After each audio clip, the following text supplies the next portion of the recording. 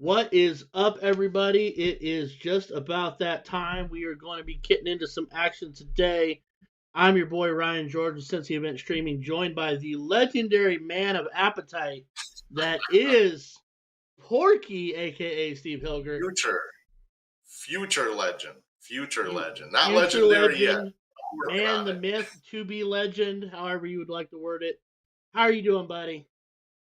Doing all right. Got my good sleep in. Took a nap before this. Ate something, so I shouldn't be hungry for the next couple of rounds of darts. And I'm ready to go. I'm excited to Sounds see all this stuff today. Sounds good, buddy.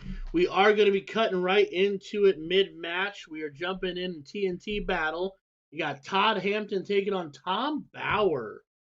We will be on Todd's camera out of Night Owls over there in Indianapolis. How do you feel about the pearly-headed gentleman that is Tom Hampton being a man of baldness yourself? You know, that's all I know about him is that he has a great haircut like me. I'm Perfect. not too familiar with either one of these guys, but I'm anxious to see what they can throw up today.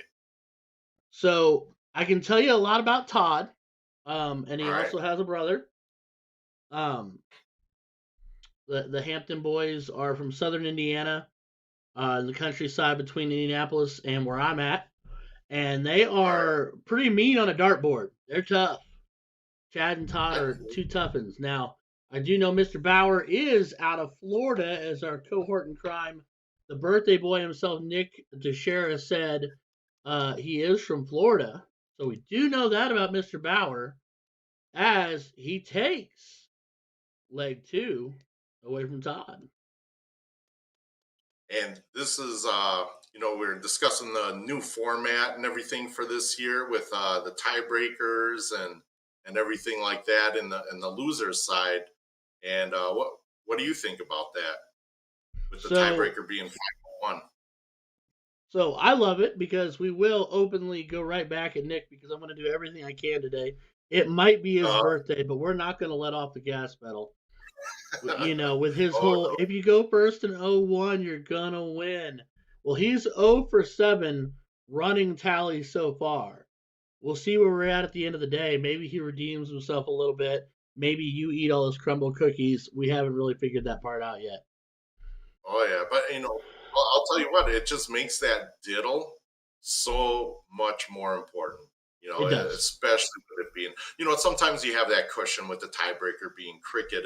Really doesn't matter who starts. You'd like to get the start, but at least there is a little bit of give in there. But man, yeah, it's tough to break a throw in 0-1 full bull. Open in, open out. It does make it a little tough. Yeah, I mean, cricket's a game where, you know what, my opponent has a great round. That's okay. I've got plenty of wedges left. There's lots of land to defend. There's ways to work around that. But like you said, unless they trip over their own two shoes on the Aki 0-1, unless you're Nick predicting it, can be tough. Yeah, absolutely. Absolutely. As the unbelievably handsome, well dressed, and beautifully belt buckled Brandon Neal joins us in the chat. What is up, Brandon? Are you in the bathroom? He You might. know Well, he's the in the odds bathroom. are. Hey, are you? That's a silly question. Are you eating, and is he in the bathroom? Are easy answer misnomer questions, my friend. So Exactly. Eating or sleeping, for me, and in the bathroom for Brandon. there you go. He's got to get his. He's won out the King Seat match. Okay, buddy. No wonder he's in such a dapper mood. Well, go hit that 16-year-old selfie in the bathroom real quick. Click, click, and get back to your Yep. board. You got a King Seat match to play. And don't screw up. He says, "I'm You're so definitely close. in the bathroom." Listening in public and in the bathroom. So he is. Called people it. are people are staring at the stall with the door closed and locked as they listen to us over the speaker of his own phone. So there you go. All We're, right. we're like the we're like the natural laxative. Just hearing our voice, that's gonna make you go a little quicker. I'm gonna do it. Nick, the natural accident to share. Let's go.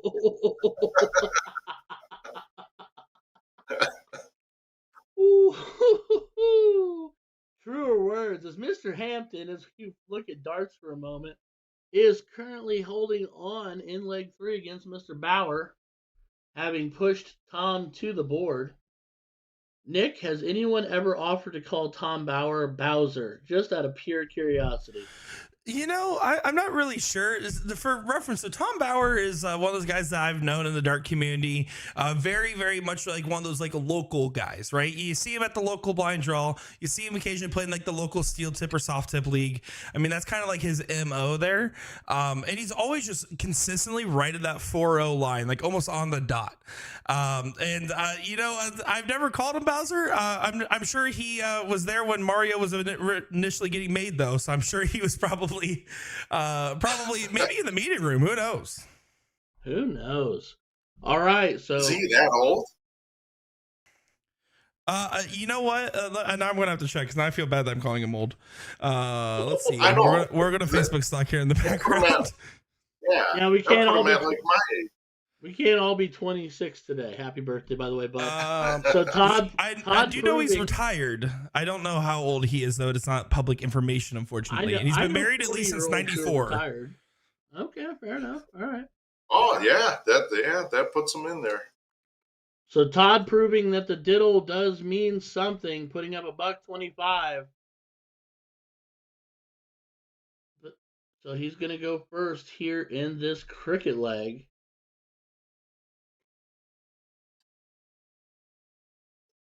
That's what we like to see, getting down to the tiebreakers, man. We need more tiebreakers. Makes it a little more exciting. I mean, yeah, it's, and the thing is, even for me, like, sure, there are a lot of times where you might be like, yeah, I'd love it to be a cakewalk. But then at the same time, if you're in the heat of competition, I have found that a lot of times I have a really hard time to match after a cakewalk. Like, if you find somebody who doesn't play as well, or if you play exceptionally well, but it's a little too easy, that next match you find yourself tripping over yourself a little bit. I don't know. Man, for me, bring on the suspense. Let's get the blood pressure up. Let's get the heart pumping. All I heard from that was cake. I'm sorry. It's okay. You know what? Guess what? I said it just for you. All right. Putting in a 5 mark, the cushion his point lead here is Hampton. Putting a little pressure on Tom here.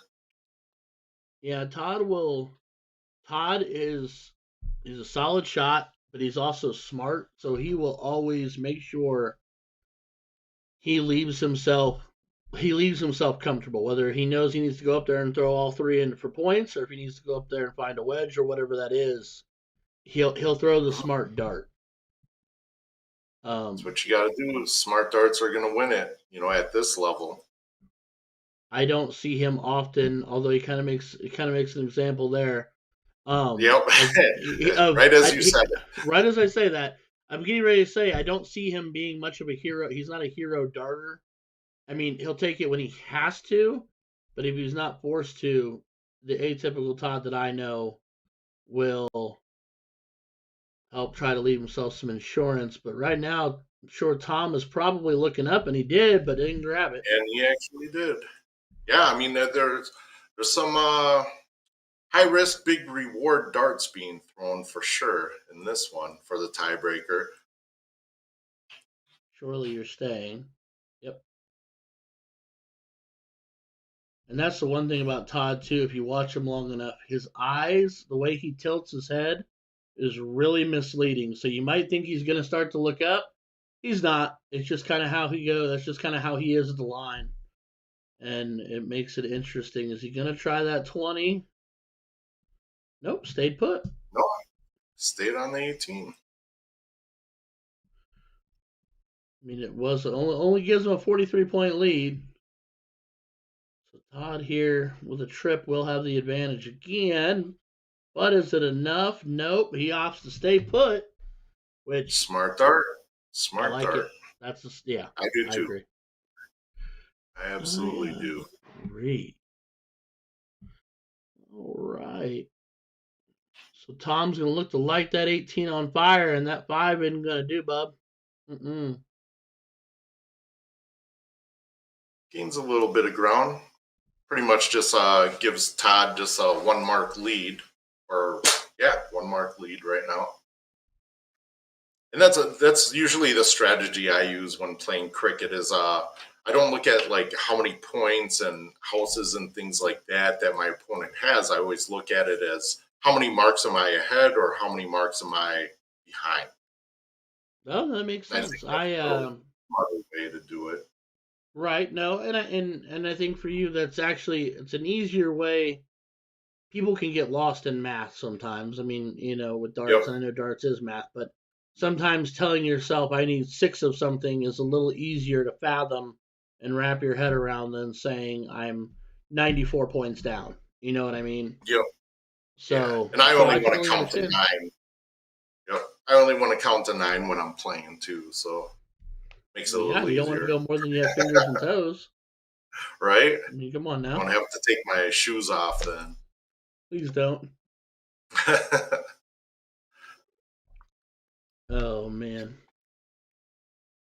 Oh, so Todd is out in front, but is he comfortable enough to make the move?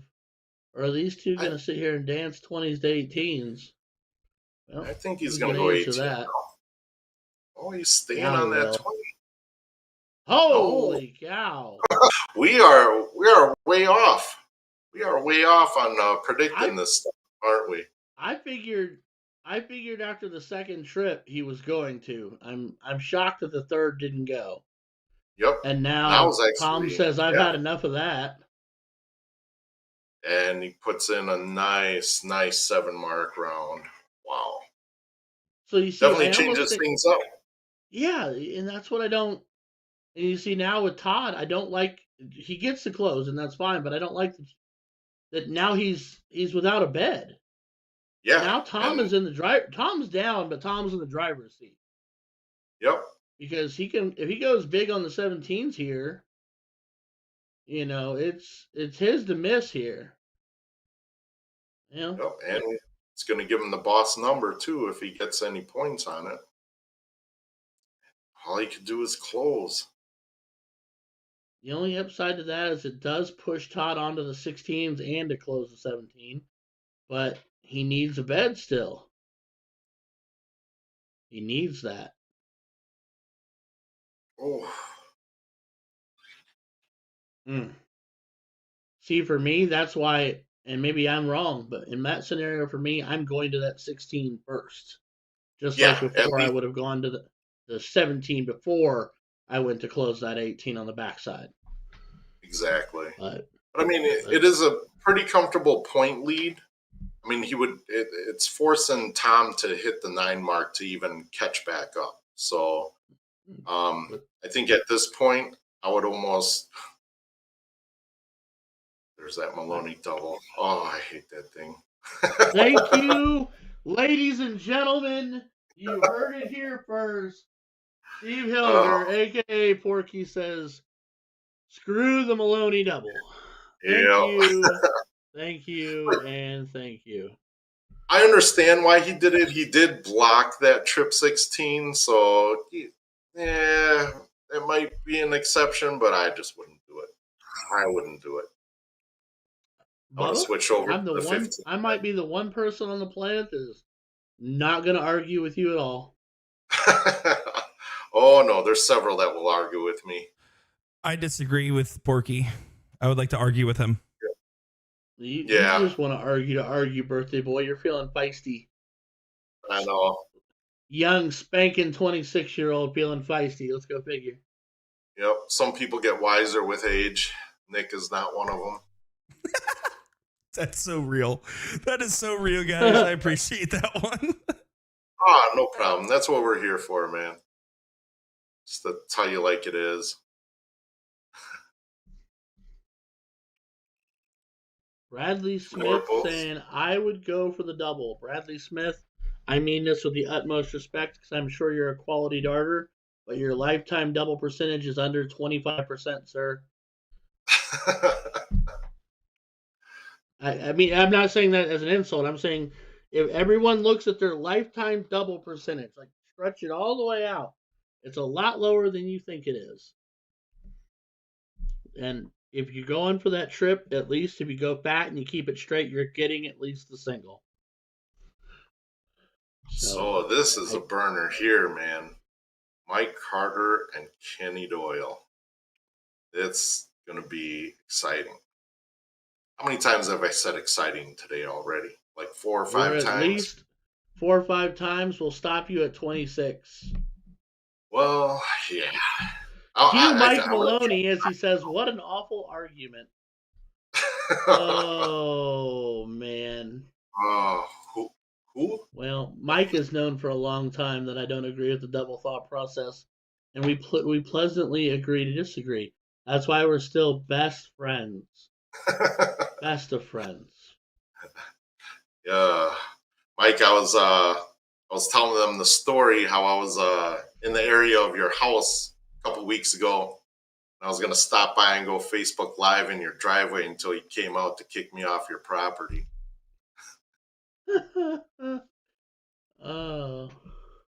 Luckily, he wasn't. I'm reporting live from the Maloney driveway. Yep. Go smash this truck. It says smash on the license plate. Just run right into it. But then if he can't dodge it, he rams it. Remember? Yep. Absolutely. Kenny needing double bull. Oh, just outside. Love having our first bar where we get to bounce back and forth cameras. We get to see everybody on the screen. They're making me work hard today, guys. This is crazy. Yep. Birthday doesn't mean you get the day off, bud. Nope. With your 12 hours of sleep in the last 5 days, you said. A senior Christmas from Santa from Florida wraps the leg up. Yeah, Nick, I'm going to have to give you lessons on how and where to sleep, which is pretty much everywhere. Well, everywhere in any position known? Yep. Anytime that you can. Every little bit helps.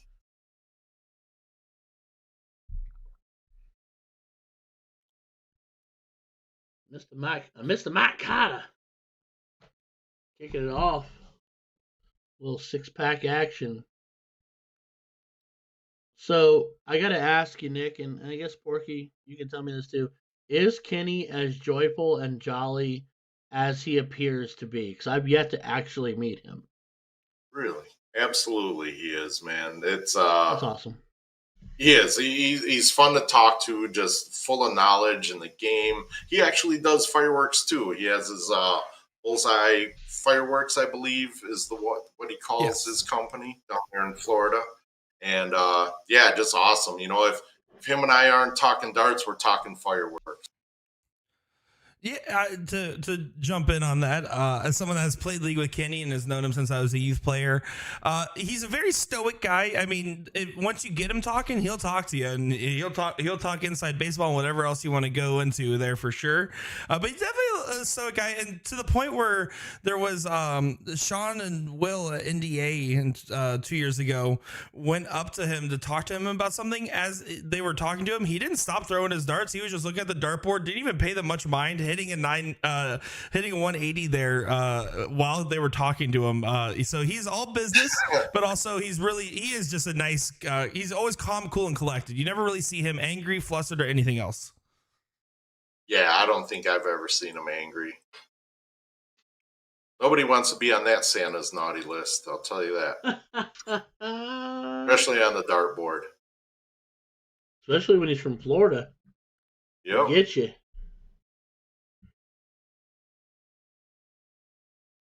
He's just, the thing I've noticed about Kenny, I mean, is because of CSC and stuff like that, I've been watching him as he goes for the big 9 and connect. Is that he's just right? He's just so consistent. He is. I know, and yes, there's a ton of talent. Yes, Maloney's in the chat and gonna be like, if he's consistent, what about me? And and Porky's talented, and Jules and Baggish and Gates, and there's more and more and more. And I get that, but like Kenny is just so nonchalant. He's just I like, oh, a dart. what, Oh, what a dart. when the Big Bang happened, the universe was created. Kenny Doyle, from that point on, said, "I'm going to be always a 5'2", and that's truly the belief. There's a lot of players I've seen, especially in the last couple of years here, where they go up and down right at that 5'0" line. You know, the player will jump up to a 5'5", then jump back down to a 4'5" after a year. Right? Kenny is always in that same speed. He might not have the world's highest ceiling, but he also has one of the world's highest floors in the sense that he does not drop off much. You're lucky to get him at a 4-5, and very rarely will you ever get that type of game out of him, because he's almost always right at 5'0", 5'1", 5'2". It's one of the most consistent 5'0" players, I think, in the game. Oh yeah, We should absolutely. call him Captain Consistency. Yes. I like it. Very. You know what? Very. And I'm going to get Maloney to pop in here and disagree with me again. I think it's safe to say I would rather be the world's most consistent 5 with a lower ceiling than the guy that can scale up drastically, but it's not necessarily consistently that he jumps to a 6 or 7 or crazy stuff like that. So there you go. You know, I think what you just said is going to fail to get Mike Maloney to chime in on that. So what I'm going to do No. is one of the things that really what it comes down to is timing. And that will get Maloney to jump in on this chat. Because I always argue that I'd rather win with a 4.1 than lose with a 6.1. And it's all about the timing. Usually the person that wins doesn't necessarily have to have the highest average for the day. I don't dislike that at all. And we'll also have to get Maloney fired up and say that all stats matter. So, I mean,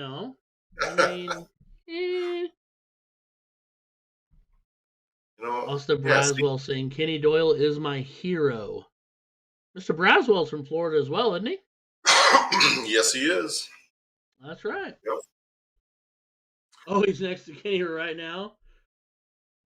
He said he just lost to Rick Hinsey and he didn't shoot under a 5'8". See, bad timing. Bad timing. Jacob Armstrong with the put it on the counter. And then Porky is my hero, says Gage Taylor. Oh, thank you. You need to raise your standard. And then Bonster and then Monsters in here talking to himself saying, Mark Bond, pick your stuff up. Well, Mark Bond is Monsters, so I guess he's pep talking himself. Yeah, he likes to talk to himself. Maybe he can talk himself out of that Q-Soul stuff. Hey-o! You know, every time I try to video call Mike or Mark Bond, he's like, "Hey, I can't answer. I'm in the bathtub." You know, that's so is Brandon Neal. He always answers for me. Well, he's in the bathroom, but Mark Bond is in the bathtub. So even better. Once again, it all comes down to timing.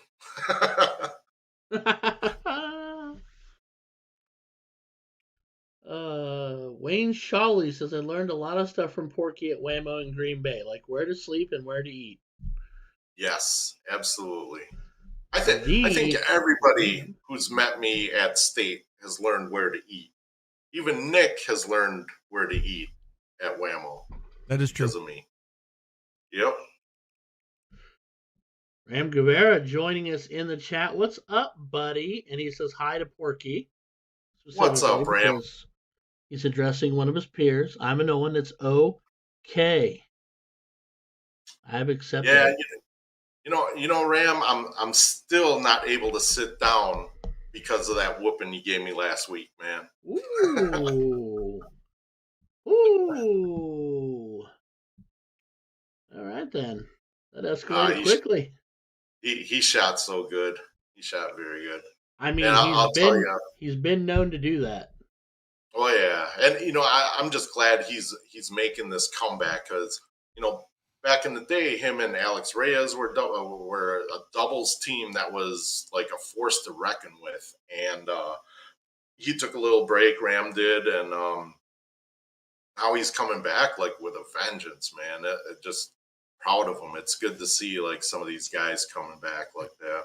You're talking about Ram, right? Yeah. I was just surprised because he's like super mid. If you ask me, I'm just kidding. Hey Ram, I see you in the chat there. How's it going, yeah. buddy? We're talking about his dart game, not his height. No. Whoa. Yeah. Anyways, I do want to give a special shout out here, though. Gordon Stewart, the father of North American darting phenom, Will Stewart, tuning in saying happy birthday. I do appreciate that. And anybody that has said happy birthday and send their wishes, thank you very much. It does mean a lot to me. He's lying. I don't know why we had to stop the chat for that. Oh, and Ram telling you exactly how he feels, Senor Teixeira. Oh man. So basically, then, if you know, I will say this, and your birthday. That's perfect. As Mike Carter pulls off the leg against Senior Doyle. Oh, we are spiraling, and we are 45 minutes in. This is perfect. So then, basically, never mind. I'm gonna leave Nick alone. And Austin saying backpack. Oh, the young buck to share. Jacob Armstrong apparently wants to do commentary again. Yeah, just never when I'm around, Jacob. Never when I'm around. Oh, Ram, we appreciate you, buddy. Oh yeah, Ram. In case you didn't know, I was the guy that you gave the homie nod to at the Dallas airport leaving LVO last year. That was me. You just didn't know who I was. I said, "What's up, Ram?" Because you're famous, I am not. It's okay. I've accepted it.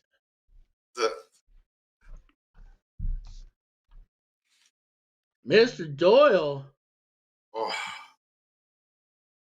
Finding some action. Mr. Carter.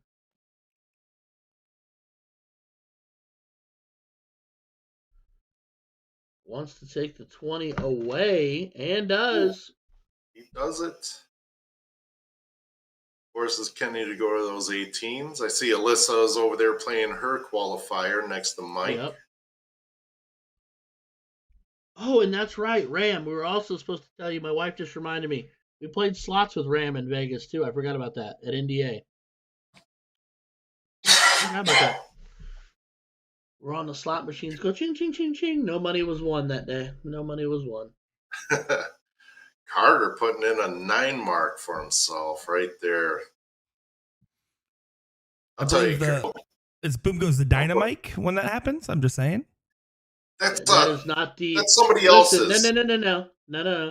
One, that is not the industry standard. Two, I will unplug my mic right now. His nickname is literally Dynamite Carter. Yeah, that's true. That's okay. Nothing against Sean, but we're gonna let him have that. That's fair. I do want to also say he's in Chicago saying that enough for all of us. That is also probably true. I do also want to say Ram put in a great point there. Monday, we will be live on Partners Pro Darts and USA Darts as well. Chrissy Grimmel versus Cheyenne Richards playing the finals of the WCS, where if Cheyenne wins, we would go into a following week matchup. And if Cheyenne loses, Chrissy Grimmel's team will hold the trophy. Ram is going to be playing with Cheyenne once again there. So do want to wish you best of luck there, even if you are super mid.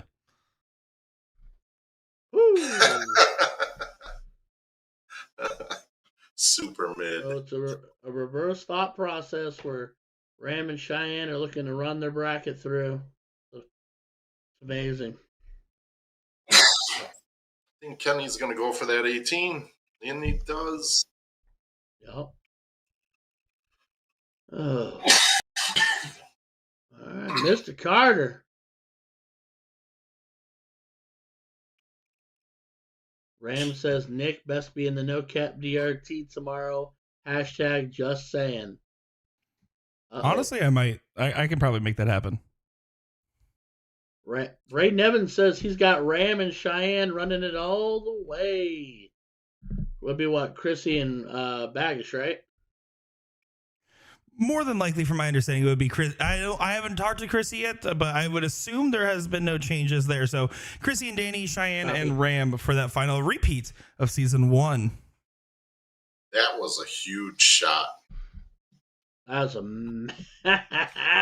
Hey, we can say boom goes the dynamite, right? Just like somebody mentioned in the chat. have at it, buddy. Have at it. I'm gonna say excellent shot, Mr. Carter. Mike looking to tie it up here.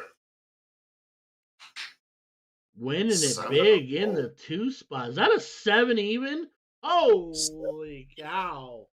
And Kenny Doyle threw a 5-2-5. Way to call it, Nick.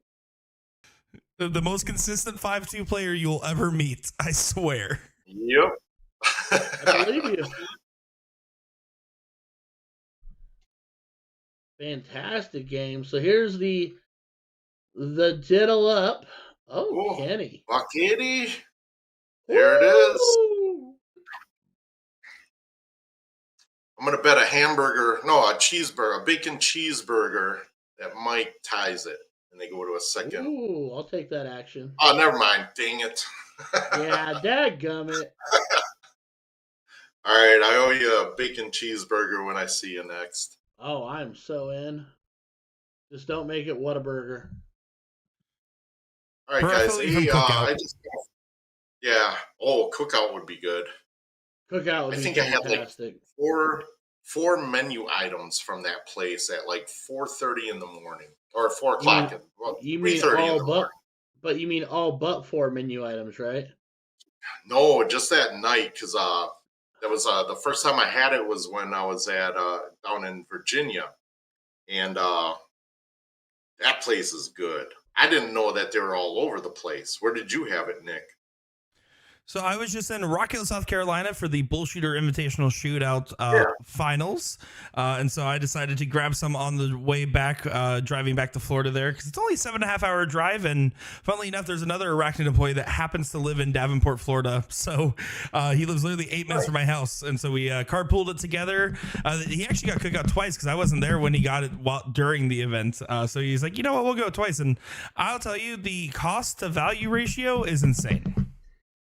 Yeah, it is. It is so cheap. Like, man, that thing can fill up my stomach for less than $30. And it's a big stomach, guys, by the way. It's a huge. No, Mike Carter with 2 soft rounds. That's no bueno. No. And I will disagree with you, Daniel Floyd. Whataburger is not trash. I just prefer the chicken from Whataburger to the burger from Whataburger. Well, it's called Whata Chicken. Yeah, Whata Chicken is good. Should Whata be. Chicken is good. But more important, has anybody checked on this Arachnid employee that you carpooled with? How is he doing after that drive with you? Did he make it back with his regular hair color? He dropped me off first, and I was like, hey, listen, I know you got a long drive back to your house. If you want, you can stay in my guest room. But I believe he made the 8-minute drive himself there, so it ended up working out great. He's great. In fact, I found someone that can talk just as much as me for 7 hours straight. I don't think we listened to a single song on the way there. We were so busy talking, and that is a true story. Mike Carter with a huge 9, fighting his way back in after 2 rounds of 2 marks apiece, but Kenny right back on the gas pedal. He's going to close 18s, right? No, and he doesn't. You don't single dart close there up 2 wedges? You know, that down was 8 points. I think I would have taken it, but wow. Oh no! Close it. You got to close it now. Yeah, you got to, Mike. You committed. I wouldn't have went double, but you know. Brandon Evans with Portillo's. Portillo's is fantastic. I do want to say, Trinidad, we do apologize for making you hungry. Hey, Christian Trinidad, happy birthday as well. He is my happy comrade in birthdays. Yeah, yes. The much cooler of the 2 of you having a birthday today. Chris Trinidad, agreed. Happy birthday. Yep. Twice your age, I'm sure. Maybe triple, honestly. Chris isn't that old. He ain't no triple. It's definitely the Mike now coolest went one from birthday today. wow. Mike went from missing out the first 2 rounds with just 2 marks apiece the first 2 times he threw a dart to in control of this leg to win. And he did it on the 18s.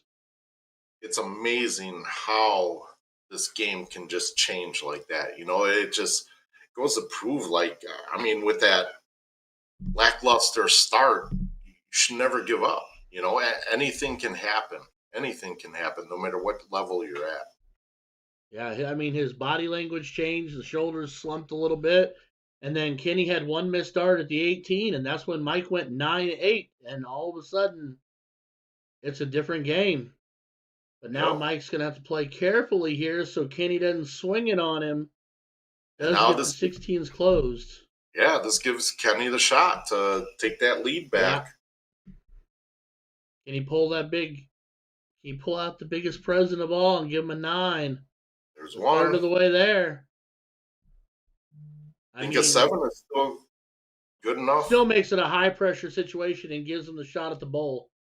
Oh, I see what he did there. I Pulled it like within that. 2 holes. Well, now Mike has to spend a dart or 2 or 3, closing out that 15.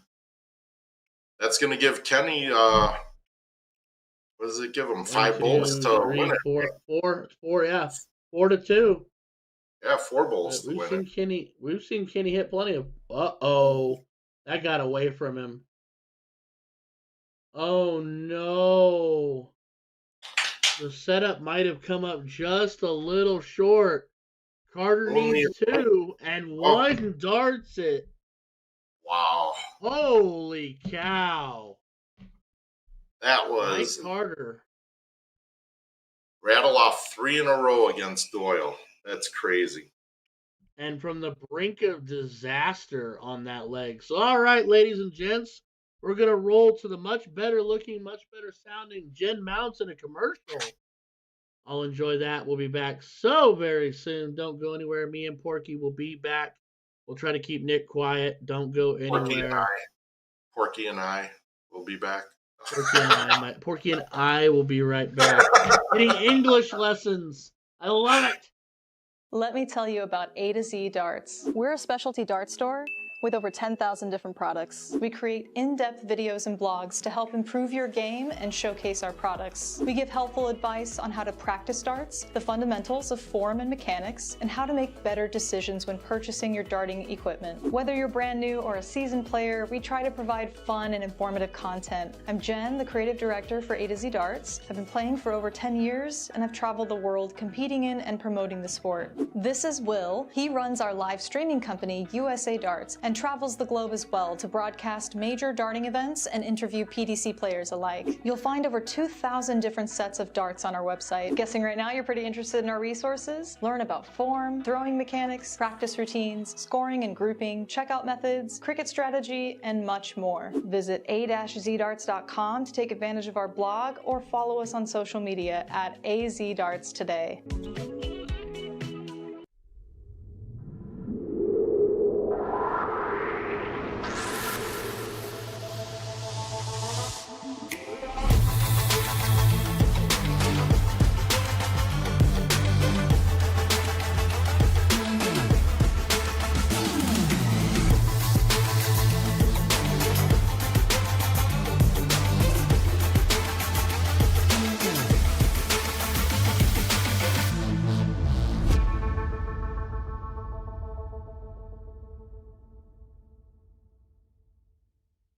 Nathan Aspinall Echo soft tip darts. By the way, I've swapped out the stems and flights for the new K-Flex number 2 standard flight. Originally only number 6 was available. Now we have number 2 in all colors and lengths. All right, 146 remaining.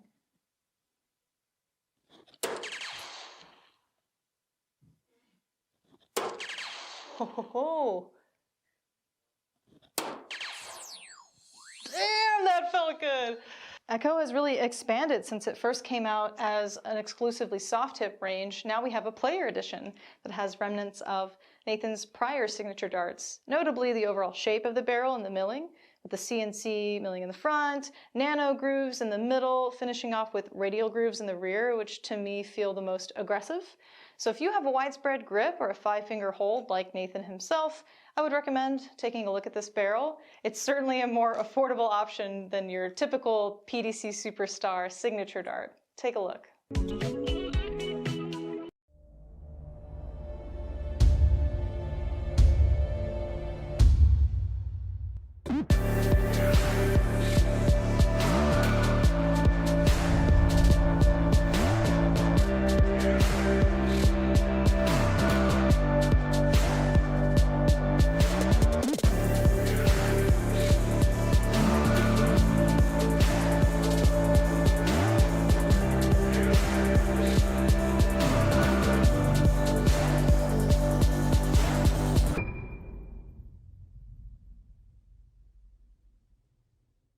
Dartboard lighting systems that work with soft tip boards, starting with what I'm calling your best value option, the 180 Illumina lighting system. Quick clarification, you cannot purchase the cheaper light version, LITE, but the more durable and robust normal Illumina lighting system is going to work since it mounts to the wall. If you want to upgrade to the ultimate setup, we'd recommend the Target Corona Vision lighting system, plus conversion kit that is compatible with most grand boards. This is basically a zero installation option. No power tools are needed. You're not mounting the light to the dartboard or the wall. You just assemble the legs to the light when you buy it, and then when you buy the conversion kit, it's magnetic. Just snaps right onto the leg, and the 4 prongs push into the dartboard. Here are 2 budget-friendly options. Number 1 is the Target Arc light, not the cabinet light, but just the light by itself, which clips to the dartboard directly. So I have the Target Arc light under the Illumina, giving it more stability by accident, but if it was on its own, it'd be a little wobbly on the board. You can see the lights illuminating like half of the board, and it's certainly in danger of falling if you bump into the board or retrieve your darts too hard. The GLD Shadow Buster. This is our most budget-friendly option. It was designed to screw onto the top of a cabinet, and then it can swivel downward to illuminate the board, and also swivel upward and fold it all the way down to be out of the way in case your cabinet doors are a little bit taller than the top of the cabinet. That's it, folks. 4 total lighting options for soft tip dartboards. See you next time.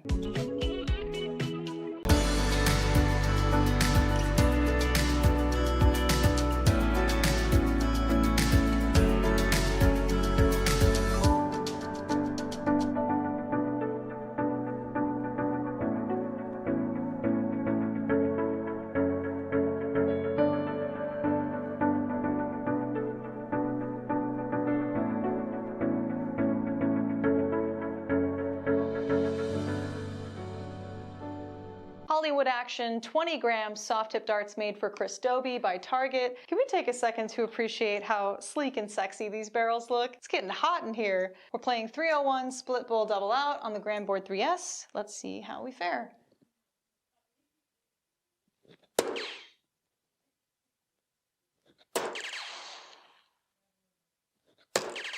Nice starts. By the way, I've swapped out the stems and flights for the new Target K-Flex number 2 flight. Now let's fail this attempt.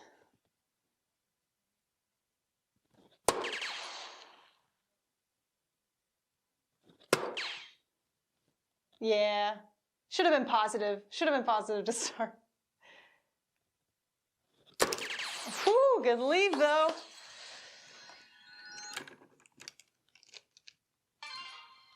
I'm really loving this texture and milling, by the way. It's just nice, consistent all throughout mid-rear where I hold. Okay, check out 24 and we will summarize. Ooh. That was a great leg, actually. Maybe I should have played 501.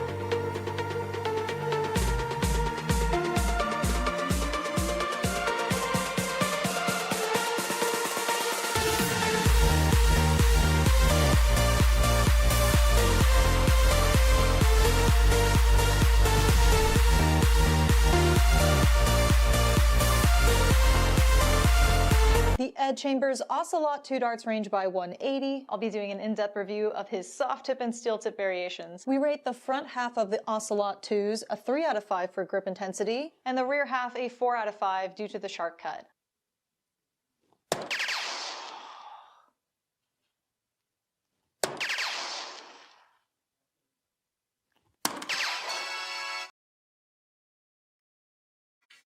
All right, everybody, we're kicking back into it. The good old boy Odie taking on the Mr. Sugar, not quite sweet enough Shane Johnson. Oh, he's sweet. If you say so.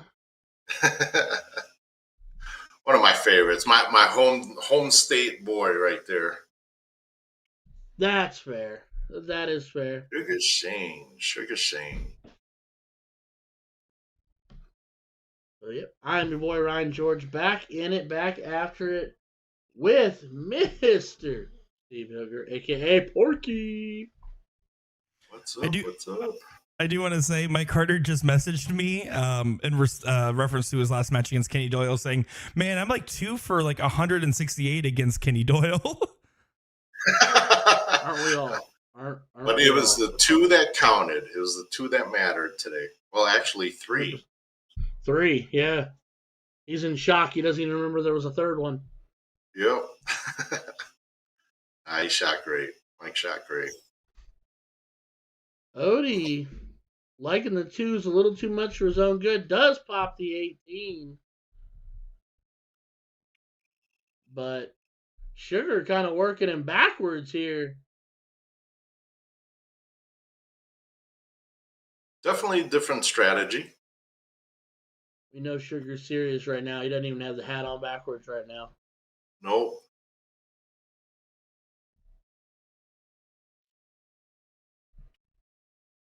All right, but like we were talking about, winner of this will move on to play Mr. Jake Howell.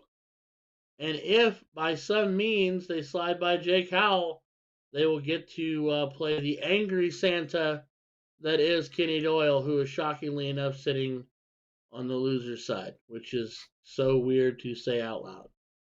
That is weird. I think with Mike winning that last match, I think everybody in this bracket just made Kenny's naughty list. Yeah. Everybody's getting a lump of coal now. All right.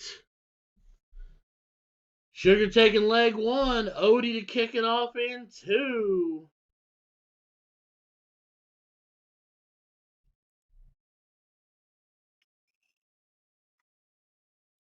Odie starting bottom of the board.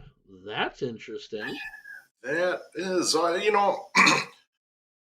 between 20s and 19s, I mean, some people just have a stronger 19 than 20s. Maybe more confidence in hitting the 19s. Obviously, it didn't work out in his favor for that one. No, that's fair.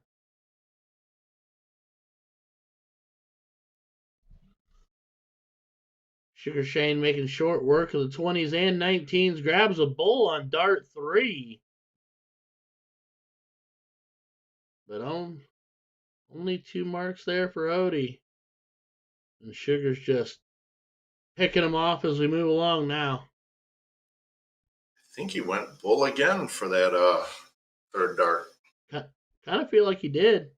Kind of feel like he wants to hit a trip 15 to end it and not even have to worry about the bull anymore. Yep.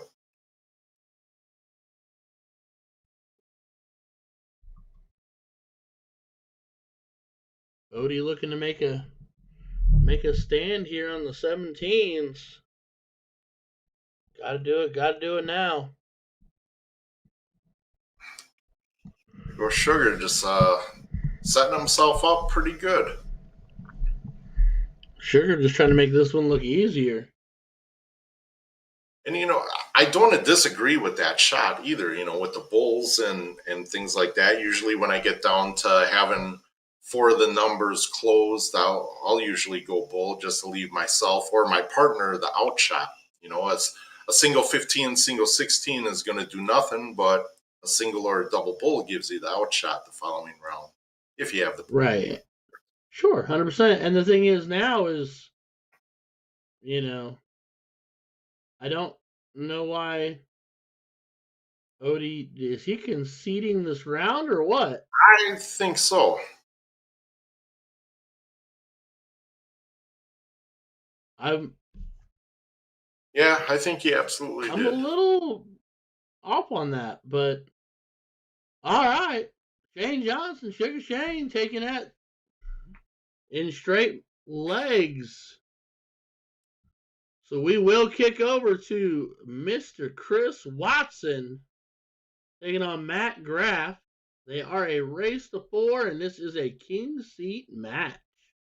This is going to be pretty good. I'm not going to say the E word, but Matt Graff's been shooting good. Chris Watson's been shooting good, of course.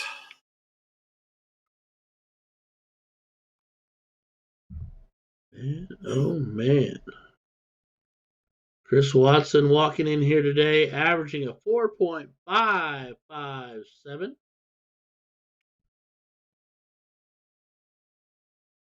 And Matt Graff walking in here with a 4.565.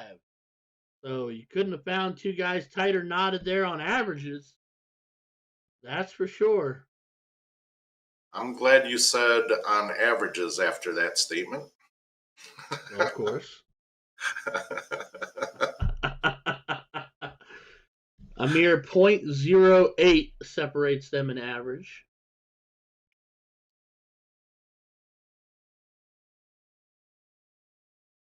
Yes, sir. Alrighty.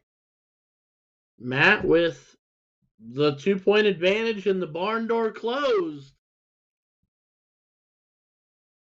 Now he's going to force Chris to make a run on the 16s. Now, is Chris Watson the guy that's always referred to as the bar darter? Is that? Or is that somebody else? All right. Yes, I do believe that. I think you are correct in saying that, yeah. But he doesn't actually Daniel. use bar darts, though. So the context behind that one was Chris Watson won the $4,000 bonus pool as a solo winner in his first PPD Nationals, and did not know he was even eligible for it, nor did he know he was a solo winner until the very end when it was announced. And so after that, shortly after he qualified for Division II of the CSC, in his first ever interview, we talked about that big prize money win, and he said, "I don't even know what this is about. I'm just a bar darter," and that's where that nickname came from. Ah, that makes perfect sense. And, that's kind of a good thing that he didn't know that he was in it. It might have changed the pressure on him. I'm almost positive it probably would have put a little more pressure on him knowing that he was playing for that amount of money. Yeah, I couldn't agree more. And that was really the stepping point for his game, where it really started to elevate, right? It really started to set him aside. And now he's playing in the Arizona Premier League. Now he's playing in these high-level competitions. He's played in the CSI. And it all started from around that time where he was just a normal guy in the darts bar playing darts, right? Yeah, from what I've heard, he was just a bar darter. Well, makes me want to be just a bar darter if it means I could average a 4.5 on a regular basis. Yep, then you're a little better than just a bar darter, I guess. Especially with an average that. Yeah, at some point, being the quote-unquote bar darter and the unknown, so to speak, is good, but eventually kind of doesn't apply anymore if you're sitting there going, yeah, I average a 5, I win big all over the place. Yeah, you're not really just a bar darter anymore. Yep. Matt putting in a nice little 5 mark. I'm sure somebody's going to mention that hasn't ever seen it before. A little flick of the wrist at the end there. Yeah, he definitely has a unique little pop on the wrist. And Chris said, hold on tight.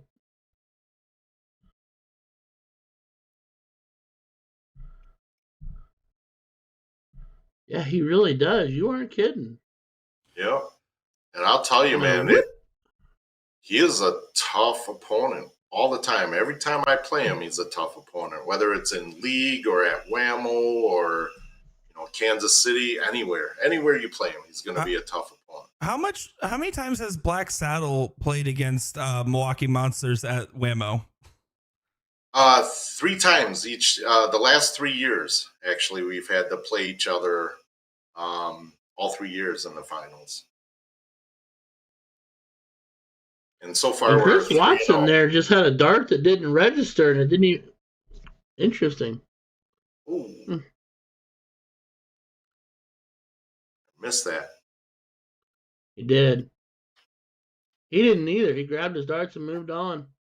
Oh. It was interesting. I do that in league. Yeah. League is probably the time where like sometimes the hurdles to back up a dart, especially if it is disadvantageous for myself. If it's advantageous for myself and it misregistered, I will still back it up every single time. But that being said, in tournament play, I think every dart does matter so much, especially against opponents like these where I would go through the hassle, but maybe he's worried about breaking his own rhythm. It does take a little bit of time. Again, as long as it doesn't benefit yourself by you not doing it, I have no issue, Yeah. That's fair. I also take back that comment about you not getting wiser with age, because that just proved me wrong. Thank you. There's actually something I learned when I was 25. At 26, I'm actually slowly forgetting everything I've learned. So soon enough, I'll be unwise again. Don't worry. Yeah. But, in all fairness, we probably have a couple more hours of streaming, so that could go right back to that original statement that I made. That's a bold take. I'm here for it. Absolutely. I'm here for that action. Ram saying, "Stop treating your birthday so mid and go enjoy it, Nick." Tell all these companies that have events that need streamed. Don't worry, I'll run production for the rest of the day. You go take the day off. All right, guys, everything's about to be on fire. Literally on fire. Mark Bond, what are you averaging? I don't know. Well, let's see. Where's the negative category?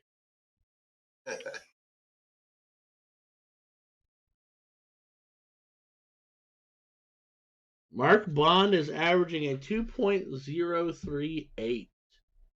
Well, how is he doing in cricket? That was...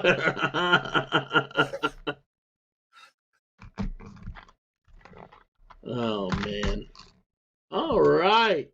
I'm going to tell you what, Matt has made a living on those 18s as he finds himself a 9.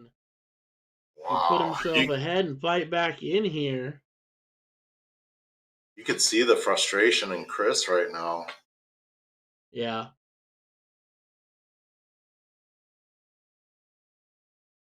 It's tough when you are throwing well. Like, I can say from experience, I don't often throw very well, but when I feel like I'm throwing well, and yet it's really just not quite good enough. Yeah. That is it. It's tough. When you start sitting there telling yourself, what do I have to answer with to get this dude to back off? Right? Like you're just hoping for a break from your opponent, but it doesn't look like Matt is in the business of giving breaks today. Yeah, Matt's not walking away from this one. He's in it to win it. And in a position to win it.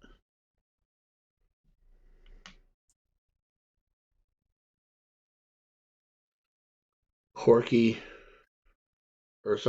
looking to close up. Matt now can run. And run he shall. Will he go back up or will he stay and try it? He stays and tries it. Hey there. I mean, that opens the door for Chris. A 9 mark can really do some damage here.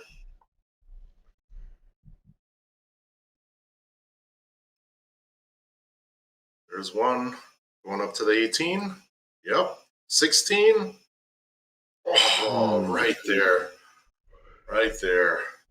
I know that's the big close on the door, but I might have dropped back down to the 15 for dart 3 and told myself that 15 to 45 more points there couldn't have hurt. Oh, Yeah, he tries. Let's I mean, stay together now, Porky. Yeah, I mean, yep. Right there. But I mean that pressure right there. Yeah, that pressure right there just completely took Matt out of his game that round.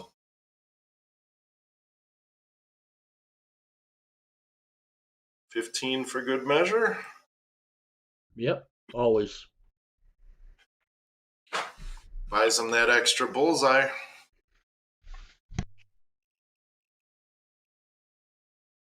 $15s. Close it. Oh, that double.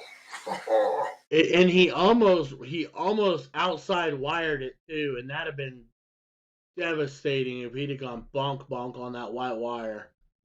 Absolutely. And not giving it to him. Chris under some pressure here to get 3. He's got the 2. And he's got 4. Another tiebreaker. Oh, no. It's not a tiebreaker. This is the hill match, so that's a race to 4. Yeah, this is a hill match. This is a race to 4. All right, Mr. Graff kicks it off.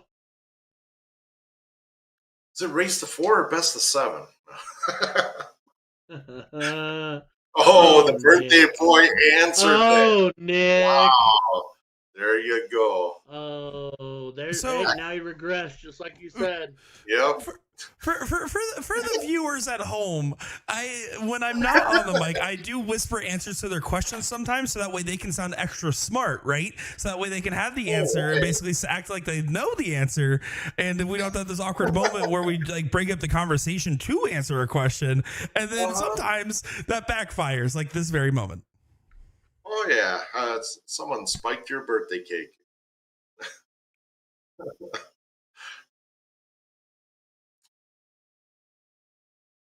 Somebody crumbled your cookie. Oh. He said, crumbled cookie. Oh, that's fantastic. I may or may not Uber Eats some to the house right now. Honestly, you guys keep talking. Chat, they've been talking about cookies nonstop since the start of the call before the show started here. Myself included. So here's the deal, though. Full disclaimer, you brought 2 of the biggest food-orientated guys you could have possibly brought on to do commentary today, and you wouldn't think we'd talk about food? Come on, bruh.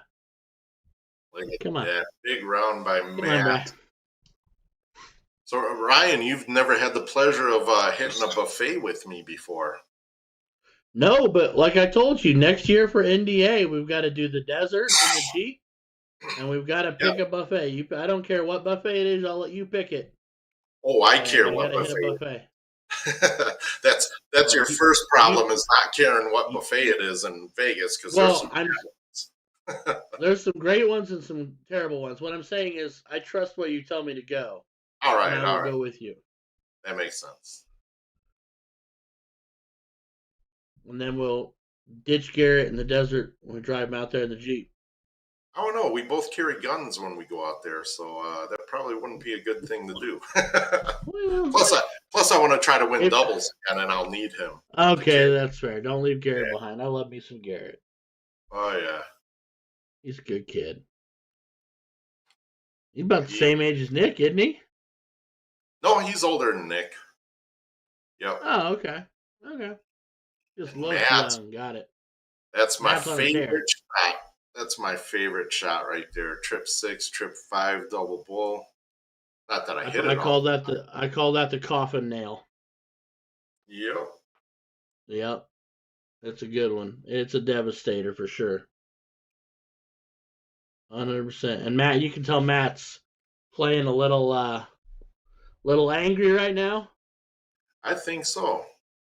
After giving up that last leg, putting in a casual 6.75. Holy cow. And Chris with a 5.2. I mean, it's just. Chris with a Kenny Doyle didn't get it done. Yeah. I have to tell my wife that she's a Kenny Doyle. She's 5'2". That's how tall she is. So you're the best 5'2" ever, babe. Oh, Chris Watson, ladies and gentlemen. All right. Both of them starting to get a little feisty. I'm liking this. Arr.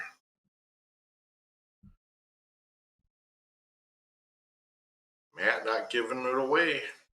No, not at all. Gonna keep it tight.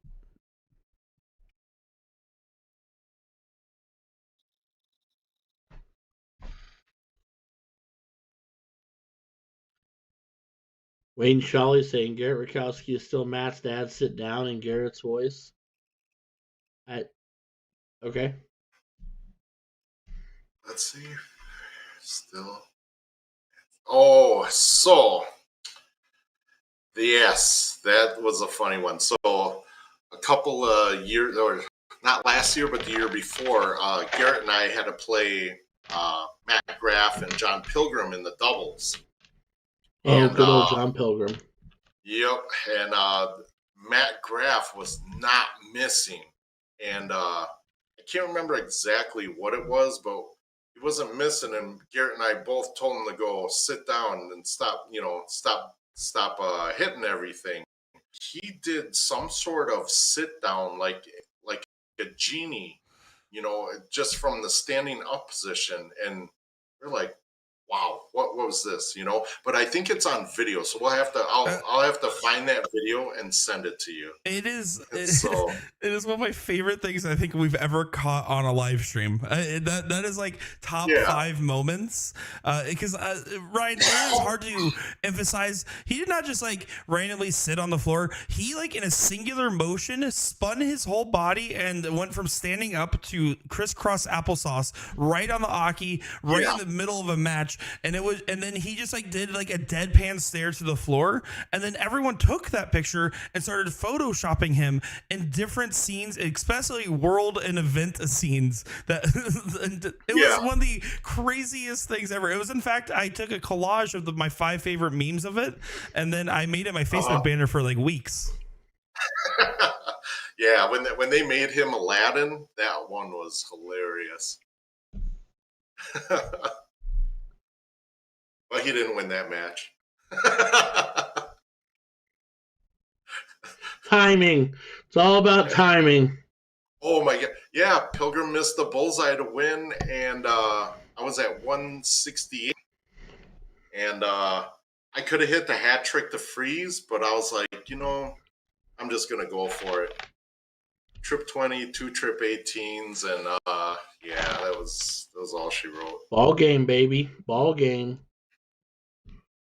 Pick your shot, man. Pick your shot. All right, Chris Watson. Trailing slightly, but ahead in real estate.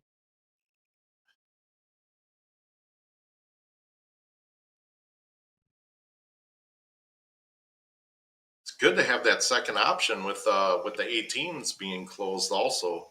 Mm-hmm. Definitely switch it up and still get that point lead.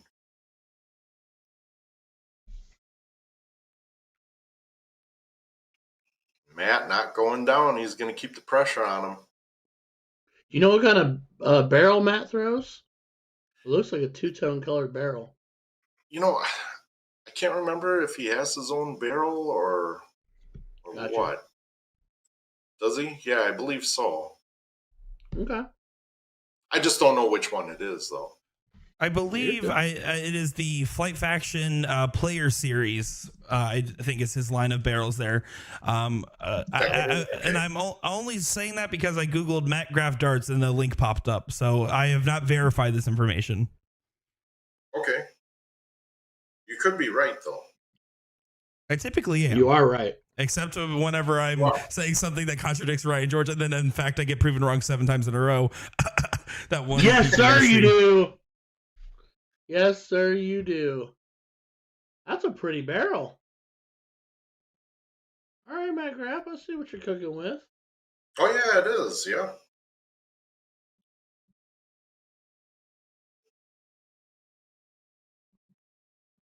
Yeah, that burnt one. Nice. All right, I'm gonna check that out. That's cool. I'll check out those after giving me a set of Porkies. And see, the smartest thing you've said today. Probably the smartest thing I'll say all day, other than Oh, is I'm it? still 0 for 7 on Nick on deciding on one legs. Other than that, correct. Matt going for that big close and point lead. That would have sealed up some good stuff right there. You know what? It's interesting to me because it seems like when Matt starts to, and for lack of a better term, get on a roll, he speeds up. Yeah. He's throwing faster, and he's almost like that's why I said it looks like he almost appears angry when he starts romping in. Yeah, it's more of a rhythm then. Right.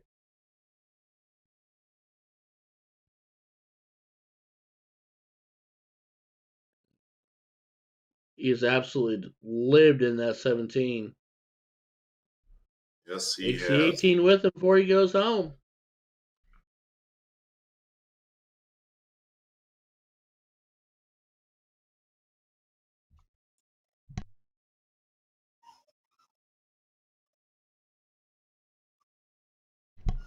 I was going to ask you today, Porky, before we were done. After this barrel comes out, are you going to release a signature lineup of Porky bar dart barrels, though? That's what we all really want to know. You know, so the bar darts that I use are actually made by one of my sponsors already. They're the L Style bar, so they already have them. I just started using them once they came out. Originally, I was using the ones that came with the arachnid boards that you would just get out, at the board and all that stuff. And when L Style came out with those bar lips, Mike Maloney actually gave me the set because he tried them out and he didn't like them. He was like, "Hey, here, give these L Style ones a try." And so I started using them, and that's what I've been using ever since they came out, which was probably, I don't know, 15 years ago or so. But yeah, I have a bunch here, and I'll tell you what, my prototypes that I got this week and I've been working on, like I said, I've been putting a little bit of practice this week, every free moment that I can, and they're just perfect for me now. So a couple of guys Happy to hear that, buddy. Yeah, definitely. I do want to say hello there to the chat. I do see Tim Goodwin, last Saturday's commentator, alongside Brandon Neal, tuning in with us. So do appreciate you taking time to say hello and chat with us for a little bit. I will say, because he is Arizona based and works with the Purple Punch Productions, not only do we have Chris Watson playing out of Arizona right now, but I believe after this we're going to be getting Mike Carter versus Aaron Ham in their King Seat match after this one here, because they said they'll be starting in about a few minutes. Very good. That's going to be a good one to watch, too. Ooh, Crisco Bull last start. Very Sugar Shane. I like that. Those are things you don't say in public. Oh, just like Sugar Shane. No, you're not wrong. Liable to do stuff like that. You're liable to get cussed out when you walk into a room. Right. So Chris looking in, just wants to button this up and get it over with. But the thing is, though, is he needs 3 on the trot. Matt just needs to hold on and win one. Yep, and what I'm kind of noticing, Chris had that other guy playing on the board next to him, and it was kind of breaking his rhythm and his approach. Obviously Chris stands off to the left side there. And now that guy is not there, Chris is just rolling. Look at that. Chris Watson said, no. We're not done yet. Nope, not at all. Not at all. Will he Mike Carter to his Kenny Doyle on Matt Graff and win 3 on the spin. Only time's going to tell. Scotty Johnson tuning in from Cheyenne, Wyoming, while also watching Jim Long and Leonard Gates battle on the CDC. Nice. Chris Watson with a 6-2-5. Makes it 3-2. Just wants to win another one and knot it up at 3 apiece. If Matt keeps shooting the way he is, that's going to be really tough to break his throw in cricket, though. And it looks like that other guy is going to be starting his match, so let's see how that plays in if my theory was correct. I would never theoretically want to be quote-unquote that guy, but I might look at him and be like, down a board, go. Yeah. Give a brother some room to breathe.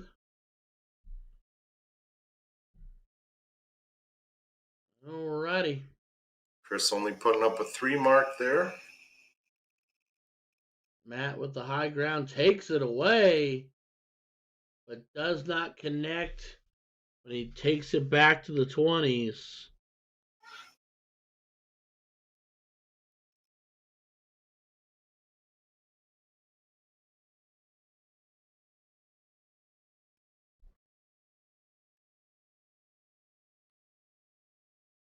See what Matt, if he could capitalize on this round. Go at 18, 15. 17. He wins 17. Okay.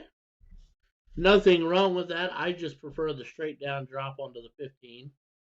But do you? you typically, yeah. Like, I get the point. Obviously, 17 is a much bigger number per trip, and you're playing at this level. You should be just as good at 17s as you are 15s. But it's just a natural move for me just to boop, boop, and down. Gotcha. And Matt doing to Chris what Chris did to him last leg, and that's just the only difference is here is Matt wins this, and it's all over. Yep, and he has the hill. And it looks like Chris is kind of throwing in the towel, taking single shots around the board. Go get him, Ram. Go have some fun, buddy. And then come back and explain to me how you throw a 9-gram barrel straight as you do, because that just seems crazy light to me. As Matt Graff throwing a casual 6 takes down Mr. Chris Watson. So now we're going to kick it over to Mr. Mike Cotta taking on Aaron Ham in a king seat match. All of their own. Right after we come back from this commercial break. After we get Jen. After we get Jen to teach us all the things about all the stuffs. Don't go anywhere. We'll be right back. Let me tell you about A to Z Darts. We're a specialty dart store with over 10,000 different products. We create in-depth videos and blogs to help improve your game and showcase our products. We give helpful advice on how to practice darts, the fundamentals of form and mechanics, and how to make better decisions when purchasing your darting equipment. Whether you're brand new or a seasoned player, we try to provide fun and informative content. I'm Jen, the creative director for A to Z Darts. I've been playing for over 10 years, and I've traveled the world competing in and promoting the sport. This is Will. He runs our live streaming company, USA Darts, and travels the globe as well to broadcast major darting events and interview PDC players alike. You'll find over 2,000 different sets of darts on our website. Guessing right now you're pretty interested in our resources? Learn about form, throwing mechanics, practice routines, scoring and grouping, checkout methods, cricket strategy, and much more. Visit a-zdarts.com to take advantage of our blog or follow us on social media at AZDarts today.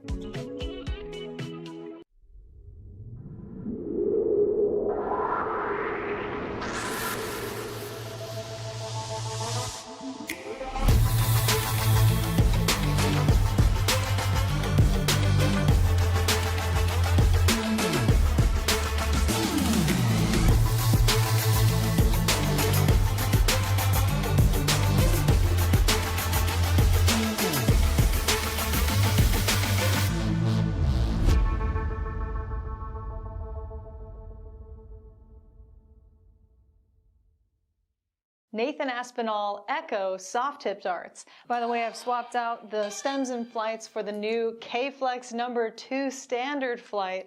Originally only number 6 was available. Now we have number 2 in all colors and lengths. All right, 146 remaining.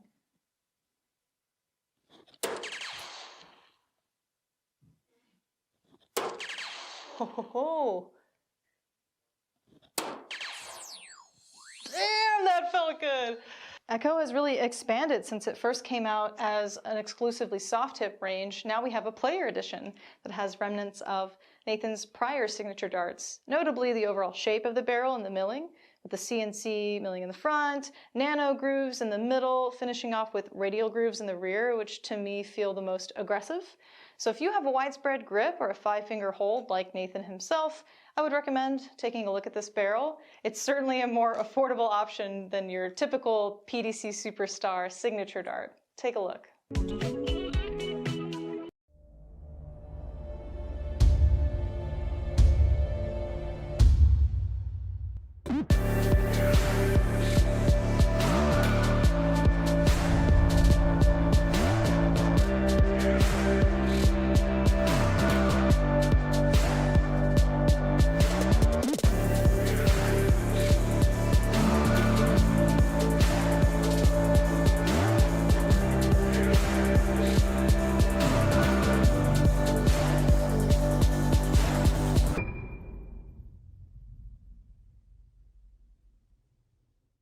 Dartboard lighting systems that work with soft tip boards, starting with what I'm calling your best value option, the 180 Illumina lighting system. Quick clarification, you cannot purchase the cheaper light version, LITE, but the more durable and robust normal Illumina lighting system is going to work since it mounts to the wall. If you want to upgrade to the ultimate setup, we'd recommend the Target Corona Vision lighting system, plus conversion kit that is compatible with most grand boards. This is basically a zero installation option. No power tools are needed. You're not mounting the light to the dartboard or the wall. You just assemble the legs to the light when you buy it, and then when you buy the conversion kit, it's magnetic.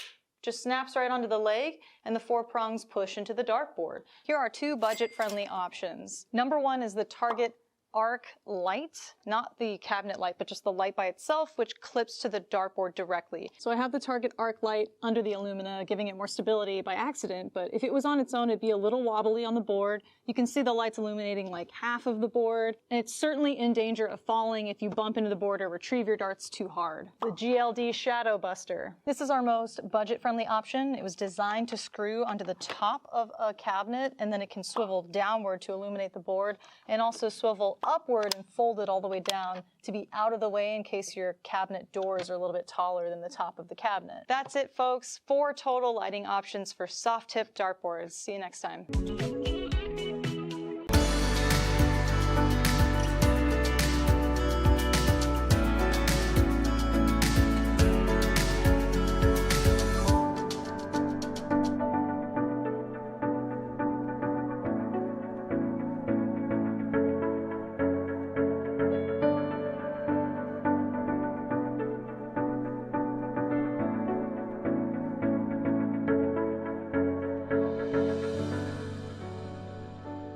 Hollywood Action 20-gram soft tip darts made for Chris Dobie by Target. Can we take a second to appreciate how sleek and sexy these barrels look? It's getting hot in here. We're playing 301 split bowl double out on the Grand Board 3S. Let's see how we fare.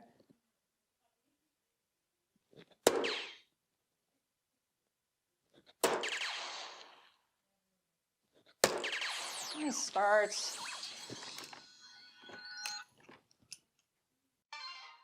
By the way, I've swapped out the stems and flights for the new Target K-Flex number 2 flight. Now let's fail this attempt.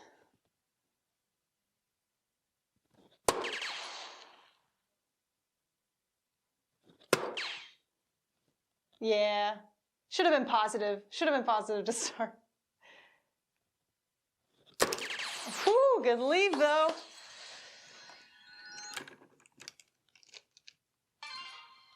I'm really loving this texture and milling, by the way. It's just nice, consistent all throughout mid-rear where I hold. Okay, check out 24 and we will summarize. Ooh. That was a great leg, actually. Maybe I should have played 501.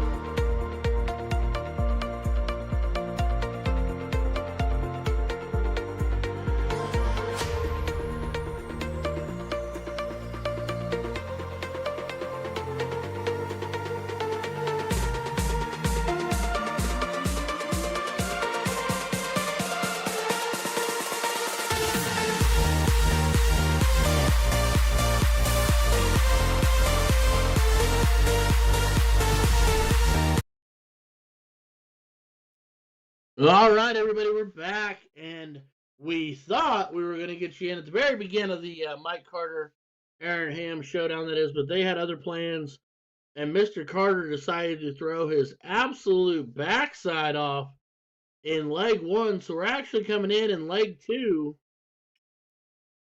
And Mike is out in front yet again, but misses the single close as we start talking about it. And for the record, I am not happy because I was using that time to go grab a snack, and I saw some chips, and I was going to get some dip, and then I saw the package of Nathan's hot dogs that I bought at Costco the other day, so I decided to throw those in the air fryer, and they're cooking right now, so I didn't get the snack, so I'm a little upset. So then the question really is, Senor Porky, is a hot dog a sandwich? God. All right, back to the game. Mike, who shot that 7 mark? Aaron with a big 7 mark. Here's my hot dogs on our sandwiches, and let me tell you, my roommate has a dog. His name's Goose, and that dog, his favorite food is sandwiches. Like it doesn't matter if it's PB&J, salami and rye. It doesn't matter, whatever it is. If you have bread and something in between said bread, he will follow you around and beg for a bite of sandwich. Not as much for other food, specifically just sandwiches. But he also does that same behavior with hot dogs, but he doesn't do it with tacos. I'd get rid of that dog because tacos are phenomenal. But they're not sandwiches. That is true. What if it's a soft taco? No, that makes it a wrap. Yeah, I don't know. But not if it doesn't wrap all the way around. No. I've seen a flour tortilla taco a sandwich? Uh-oh. Might have opened up a conundrum here. Yeah, and we're talking about food, and I don't have any food right now. So just like they were saying in the chat, or Chris was the one that got hungry. Right? Now you're hungry? But are tacos a sandwich? Tacos are not a sandwich. Tacos are tacos. Tacos are meat and carrying vessels of deliciousness. See, and Mark Bond, the only man who prompts himself to talk about himself more than Mike Maloney does, because he threw a 6-8-2 to go up 3-0. Nice. Well, nicely done, Bond. It sounded like you finally got your act together. It's good to see, bud. Yeah, definitely. How did you do in cricket, though? All right, Mike Carter takes 18s, is trailing, opts to close the 20 to push Aaron off of the 20s because Aaron was running carte blanche. But yeah, Aaron with the smart shot, taking that 17. I like 100%. I like that more than I like chasing the 18 for a close. But Mr. Carter said, "I take that, honky cat." Yep. Honky tonk. Didn't matter what he hit. But Aaron shooting impressive all day, looking at the chart and everything, and how he came in with his average. He's shooting way above average right now. He sure is. Goodness.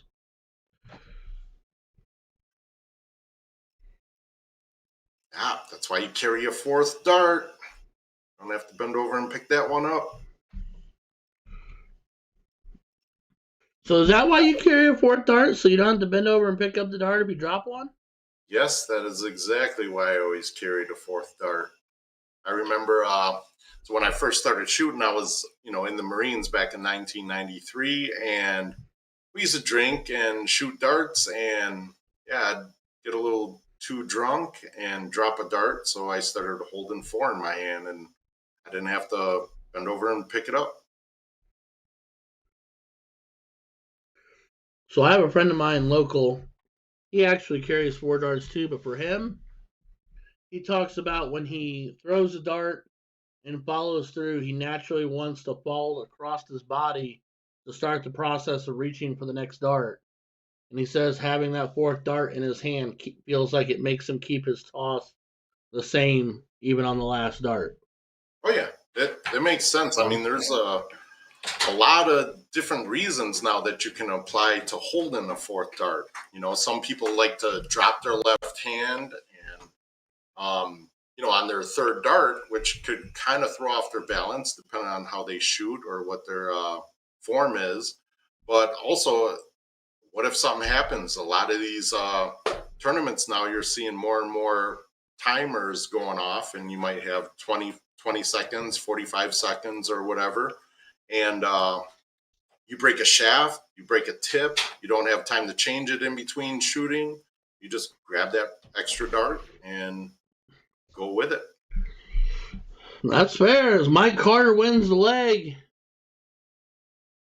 he is now up 3-0 in this race to 4. He is sitting pretty. Yeah, Aaron is going to have to get on that pony and ride, and going 2 mark up top to start the leg does not bode well with the way Mike has been throwing. And he's going to make it hurt. Looking down. Ooh, trips to 7. So like we said, these boys are playing the king seat match bracket 2.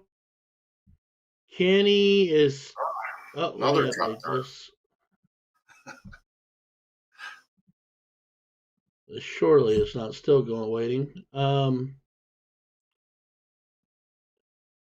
Kenny Doyle got Sugar Shane after Shane took out Jake Howell, but Kenny succeeded against Sugar Shane and is now playing Jody Homan. Gotcha. I think Kenny's going to come back. I think he's going to go on a warpath today. Oh, speaking of warpath, that's another birthday today. Is Mike LeQuire from here in Wisconsin. He puts together a lot of good events in the Janesville area. He's the one that brought all the Scott Kirshner worked together and brought over the PDC players with Danny Bagish. First year was Damon Hedda and Devin Peterson. And then over the summer, I didn't make the one in the winter. I think that one was Stephen Bunting, and I can't remember who else came over with Danny that time, but that was the one that I missed. And then, just recently it was Ricky Evans and Alan Suits. 2 cool guys, Rapid Ricky and Suits. Yep. Suits was a blast. He was a blast. I have no doubt. He's a short little guy. Yeah, we can't all be tall. No. He's an awesome guy, though. Carter with 2 houses. Is he kind of deciding which way to go, or is he just letting Alyssa throw her darts first? He's talking her through it. Hey, no coaching. Better watch his timer. Yep. There he goes. Now he sees it. Oh, of course he can. Oh, yeah. No big deal. Let me go hit this trip 17. Let's reset the timer real quick. Let me hit another one. Let me close out the 19. You gotta be kidding me.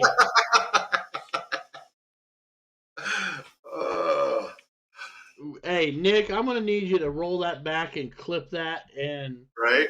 just hashtag casual as it gets or something like that. I know Cool, calm, and Mike. collected. Man. All right. Here comes the opportunity. Interesting. Ops up to go down. I like it. Yeah, Rick Bobo saying it well. Carter is on fire. He is in fuego. He is feeling himself.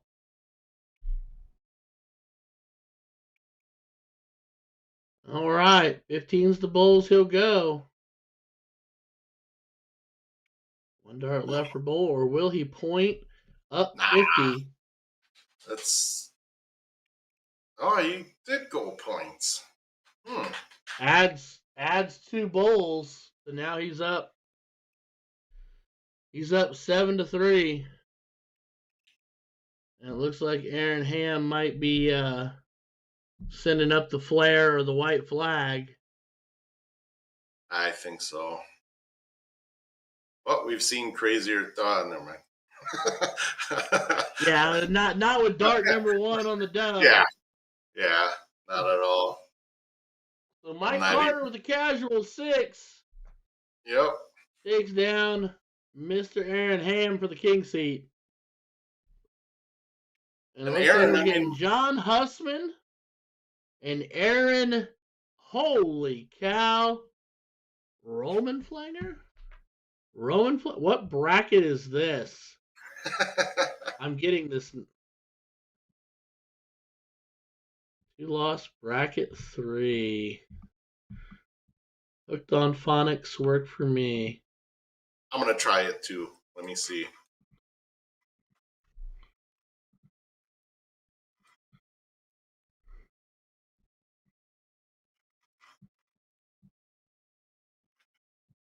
Rommelfanger.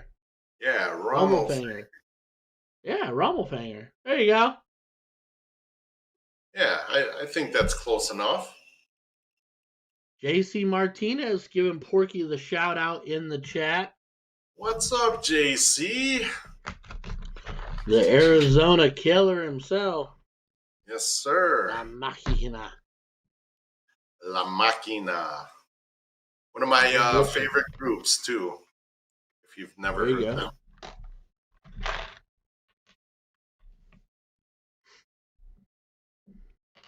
JC's my doubles partner for the KDC tournament out here in Kenosha. That's one that the Booyah's putting together or helps out with, and they're doing that the Booyah Cup Invitational, where they have the 8 players. So that's going to be a pretty fun one. Danny Baggish chiming into the chat. Got a notification saying Ram is ready for the match on Monday. He said that the first 2 times, but the third time might be the charm.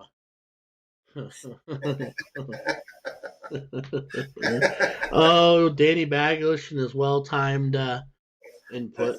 Got to love it. Why do I want to look at Aaron Rommelfanger like in his name, or Rommelfanger like his name, and be like, it's like what was that Rookie of the Year where the kid breaks his arm and he's playing for the Cubs? Roland Gardner, Ramblestrommer. You know, the manager doesn't know his name, so he just shouts out along our name to yell for him. I've never seen that movie. Oh, please grab your daughter when you're done with this. Get the daughter Disney Plus. It's right there. It's not just me for once. We got Disney. Yeah. Tommy Blanco, Rudder Mucker. I got the people in the chat going. Let's go, guys. Yeah. So he's got a long, complicated R last name, and the manager can never remember his name. And so he just yells like he Roland Gardner, Rubber Mucker, Rubber Ducky. He goes on and on. It's fantastic. You know, it's kind of like this Mickey Mousey we have here in Wisconsin.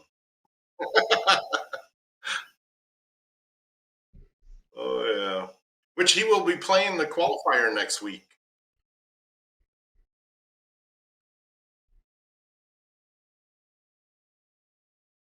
Oh, So man. when did that movie actually come out? Oh, man. 1993. Ah, yeah, I could tell you exactly where I was. It I was has a overseas. it I was, has a non drug induced comatose Nick Nolte in it. oh, nice, which is very rare.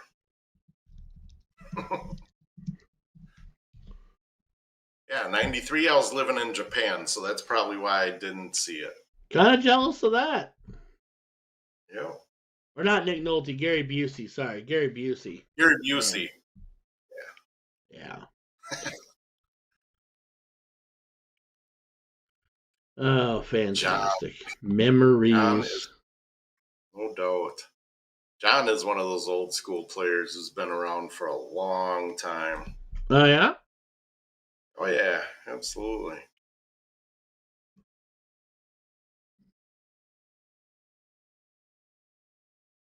I said it. I'm always going to cheer for the old guys. There's nothing wrong with that. Nope, not at all. It's just like when I looked Will Stewart dead in the eyes and said, "I'm always going to cheer for Nick when you two play." So, Well, you must have been sorry. sitting down and if you looked them in the eyes.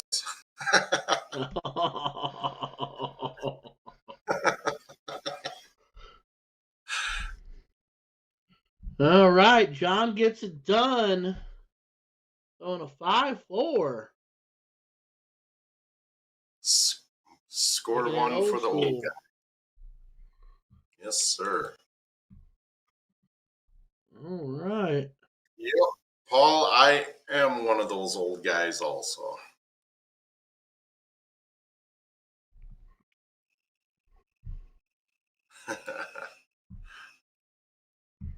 So I do believe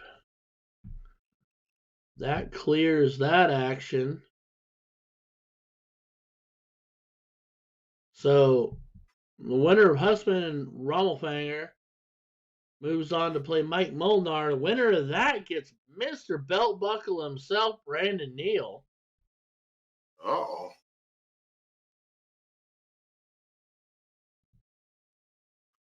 And I do believe that is what they're working on doing right now as he's updating.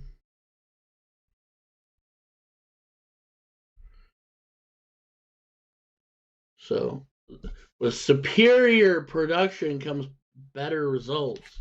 And that is Mr. Nick DeShera, the birthday boy. No, he was eating some birthday cake. That's a clue. Actually, I Said got a he key lime pie this year. Ooh, Did you? that sounds delicious. Very Florida of You know what me, sounds actually.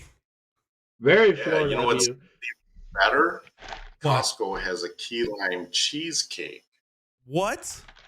Yep. Yes. All right, this will conclude our broadcast for today, guys. I have somewhere to be. I told you, just leave me in charge. It'll be fine. What's the worst that could happen? Crumble. Oh, he got the hot dogs out. Got Nathan's in the house. Oh, hashtag RIP Joey for getting banned for having vegan hot dog sponsorship. Just a little snack. Just a little snack. My lovely daughter Zyla brought them down to me. Took them out of the air fryer.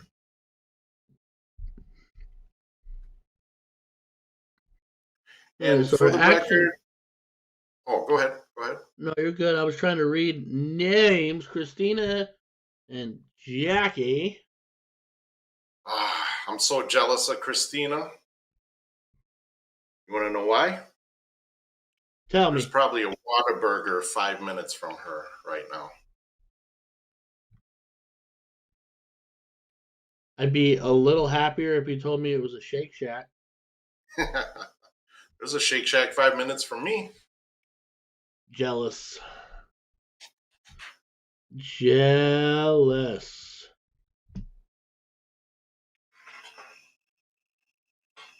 She is putting in some work here.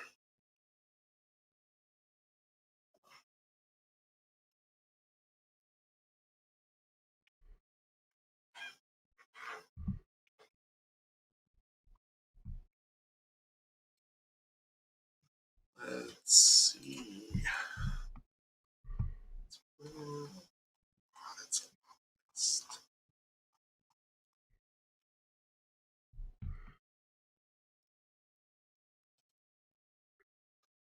I'm just looking up the names. Alexandria Parkins says Dr. Pepper shakes from Whataburger are the best.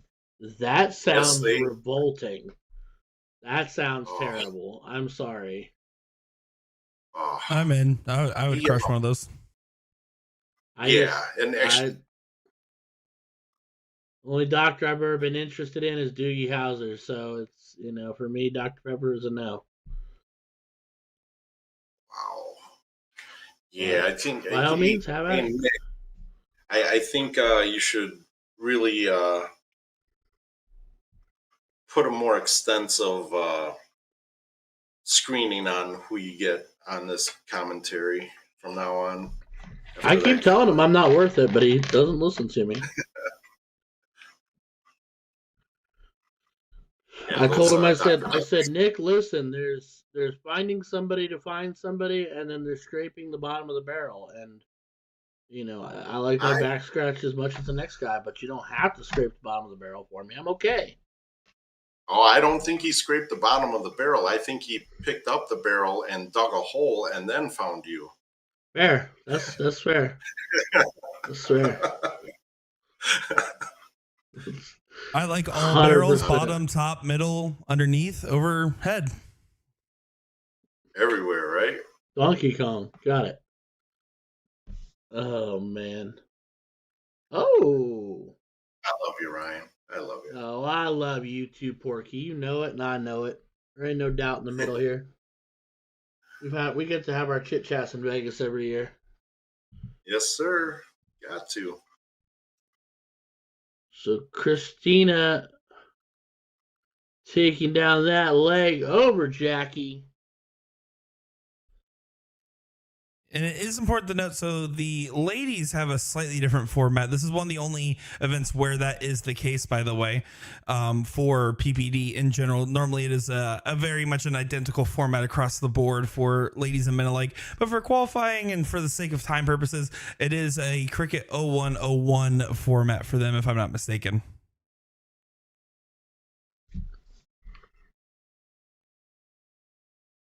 Definitely a little different and going to make a big difference on the time. It would also be the perfect opportunity to prove Nick wrong on a regular basis, playing full bowl 501 and not going first and still winning the leg, but that's okay. Neither here nor there. So by his logic, Christina does not stand a chance to win this leg. That's okay. Oh, by Austin's logic? By Nick's logic. He says if you start 01, full bull 01, you should win the leg. I thought it was because Austin said that Christina is using the Austin Braswell super darts. Oh.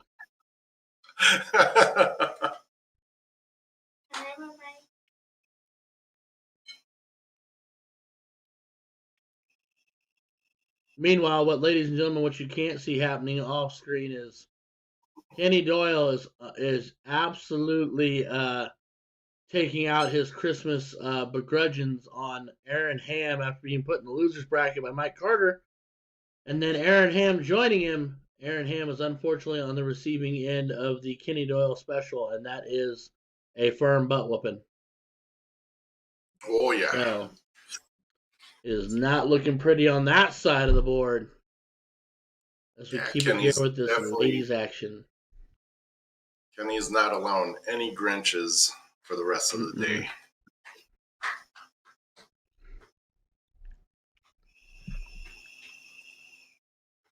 No, Mr. Carter was the one that got away today, and Kenny is going to make sure that he does everything in his power to come back and tell him exactly how he feels about it. Meanwhile, Jackie looking at 58. Only one dart left, so she's setting up. Leaves 46. Christina back on 291. Can she find a way to salvage it from 42? This is the problem going from 501 to cricket. I was about to say, oh, Christina with a good point lead, and I would have been wrong.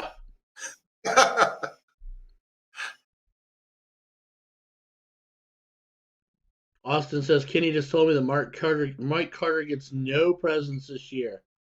100%. Nope. Ooh, Jackie leaving 14. Christina's still technically in this leg. If she finds a big round here. Yep, she's in it until Jackie takes it out. And look at her support system there, right? Look at all those people actually just watching her play there. Those other people playing at Bill's Pub deciding to take a moment to support. Love it indeed. That's always the best. You got good supporters behind you cheering you on. It's motivating, definitely.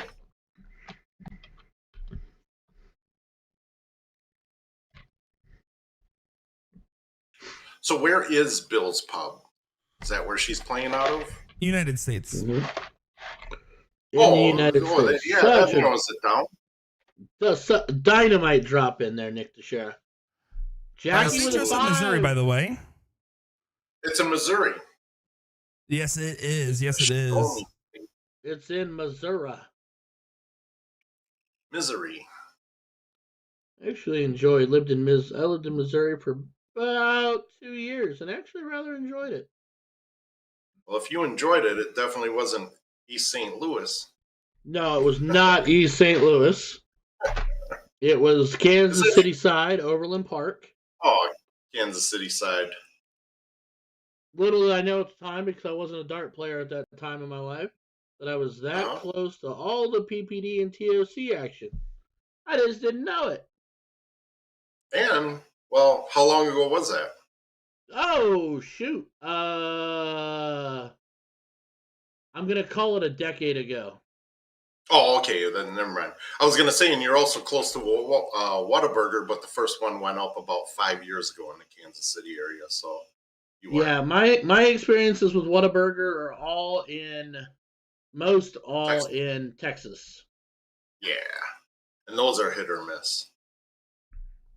I've enjoyed them. I enjoy Whataburger all around. I just think that they do. I am a firm believer that they do a little bit better by their chicken than they do their burger, but I don't dislike the burger. I do want to jump in here real quick, guys. We are still covering that Jackie Christina matchup, but they have not started their diddle yet. I think one of them had to take a quick moment, so that is why we cut over to this. Don't worry, we are covering those ladies in full. Don't get me wrong. Good. I thought it was over and then something happened. Yeah, Nick, we are not going to let you use your powers that be to yank us away from the women's coverage. We wouldn't let you do that.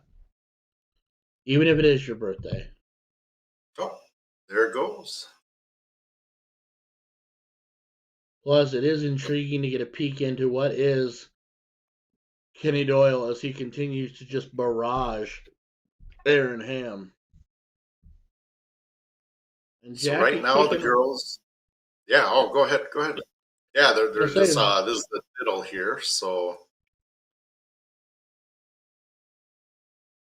Christina could just go left side and she hits the double 20. So she's got the diddle, and the tiebreaker is 501, you said, Nick? Yep, they'll go 0-1-0-1. So Christina will kick it off, and by Nick's logic, there is no way in the world that she can lose.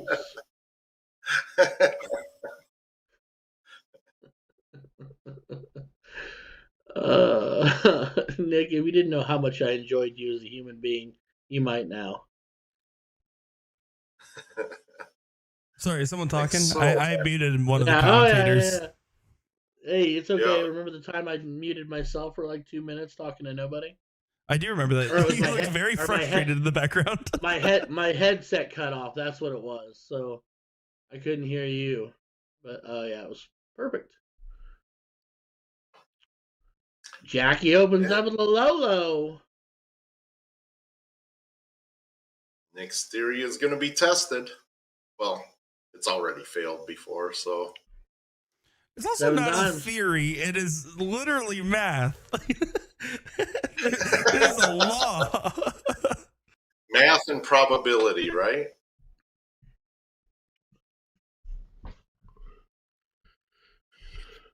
And off-screen, Denny Coyle dispatches Aaron Ham on a casual 6 in the last leg.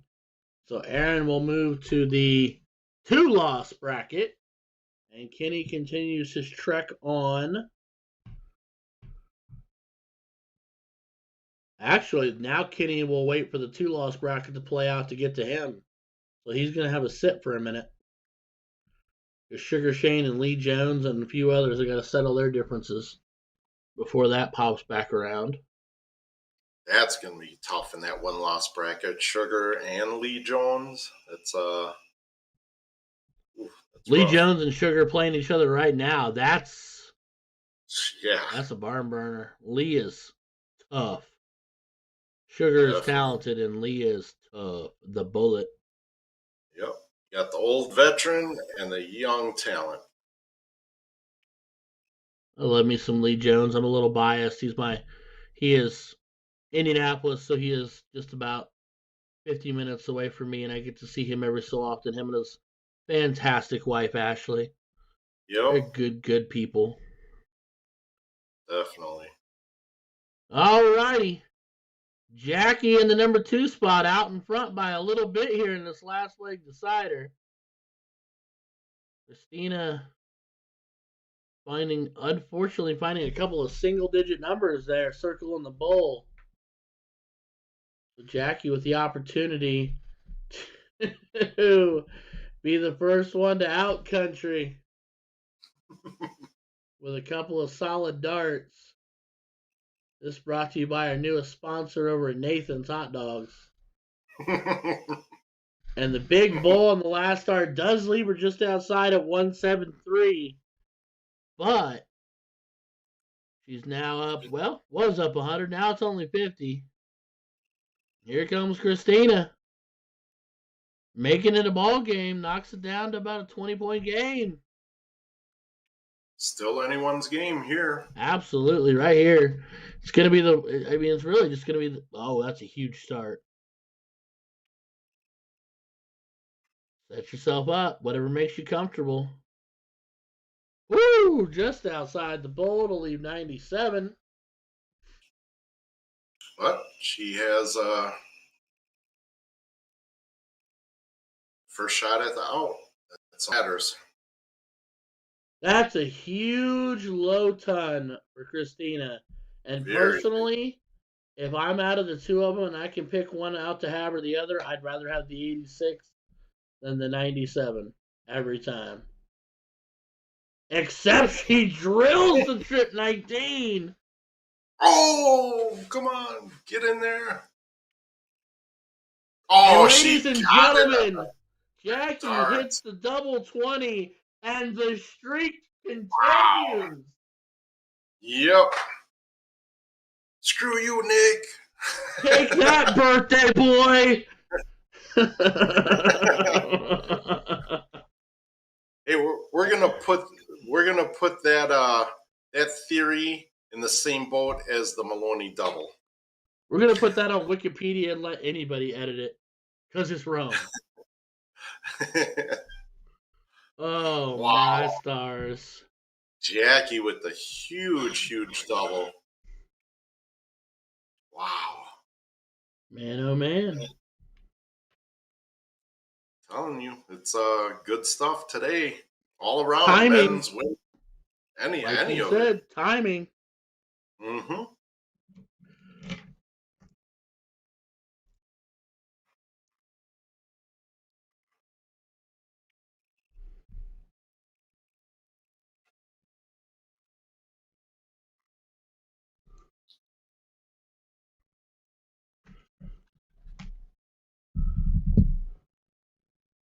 But Paul Rogers saying poor Nick doesn't even get respect on his birthday. I think he needs to find better commentators. He tried. We were all that were left, apparently. No, that's his birthday present. We're giving him 50% more respect than we do have for him any other day.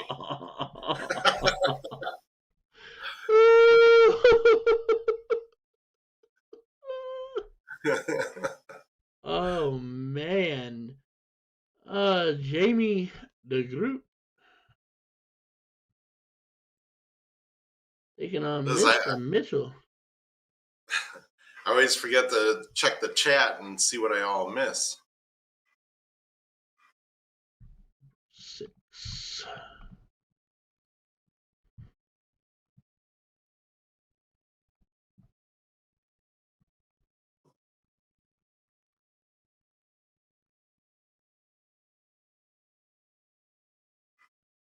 Oh, we got Kessler and Bradley Bryce playing it out in the King seat and number 6. So, Nick, can you tell me how these brackets were put together? Was it just bundled up when people signed up, or? Yeah, so it's pretty straightforward for the PPD qualifiers. There's no leveling, there's no seeding, there's nothing of that sort. It's basically they have a sign up date and where the earliest date possible that the signs can close, and they try to fill as many brackets absolutely full 32 players as possible. And they don't do any partial run brackets for the qualifiers. So if you signed up at the very end, you wait till the last second and it doesn't fill, then your entry gets pushed into the next round of qualifiers there, and you get the option of choosing from the remaining dates.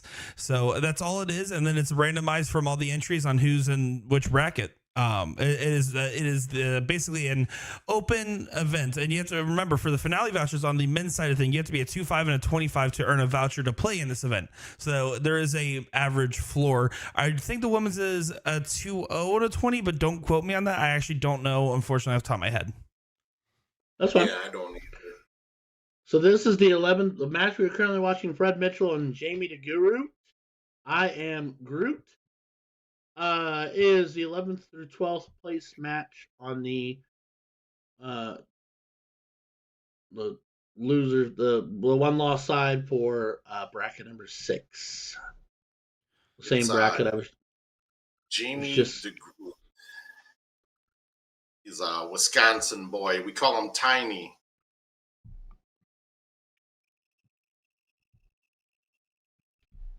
And he's kind of an old school shooter too. He's been shooting quite a while.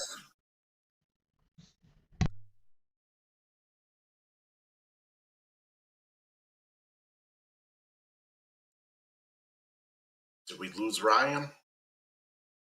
I think we yeah, looks like he's adjusting something real quick in the background.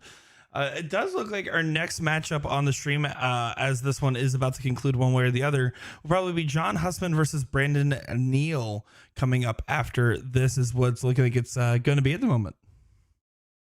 That's going to be a good one too. Young talent against the old veteran again.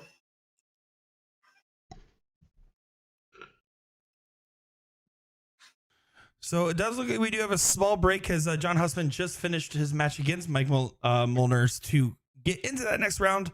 So while we wait on John to get his board set up there to play Brandon Neal, we'll probably take a moment here to hear from Jen Mound. So once again, tell us what we need to be getting from A2ZDarts.com. Of course, thank you as always for sponsoring PPD events, and Jen blessing us for your presence. Anything you boys want to say before we cut to the ads here?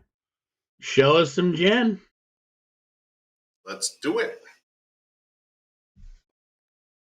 Let me tell you about A to Z Darts. We're a specialty dart store with over 10,000 different products. We create in-depth videos and blogs to help improve your game and showcase our products. We give helpful advice on how to practice darts, the fundamentals of form and mechanics, and how to make better decisions when purchasing your darting equipment. Whether you're brand new or a seasoned player, we try to provide fun and informative content. I'm Jen, the creative director for A to Z Darts. I've been playing for over 10 years, and I've traveled the world competing in and promoting the sport. This is Will. He runs our live streaming company, USA Darts, and travels the globe as well to broadcast major darting events and interview PDC players alike. You'll find over 2,000 different sets of darts on our website. Guessing right now you're pretty interested in our resources? Learn about form, throwing mechanics, practice routines, scoring and grouping, checkout methods, cricket strategy, and much more. Visit a-zdarts.com to take advantage of our blog or follow us on social media at AZDarts today.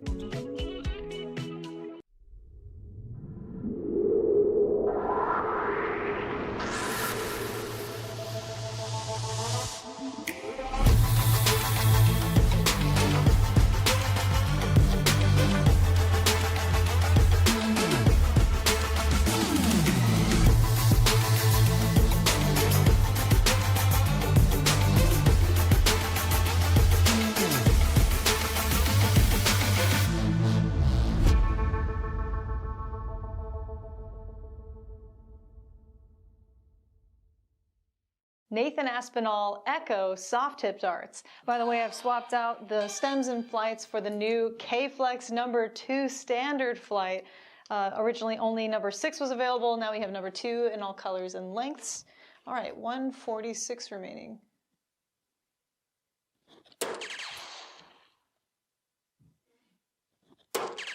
Ho ho ho. Damn, that felt good.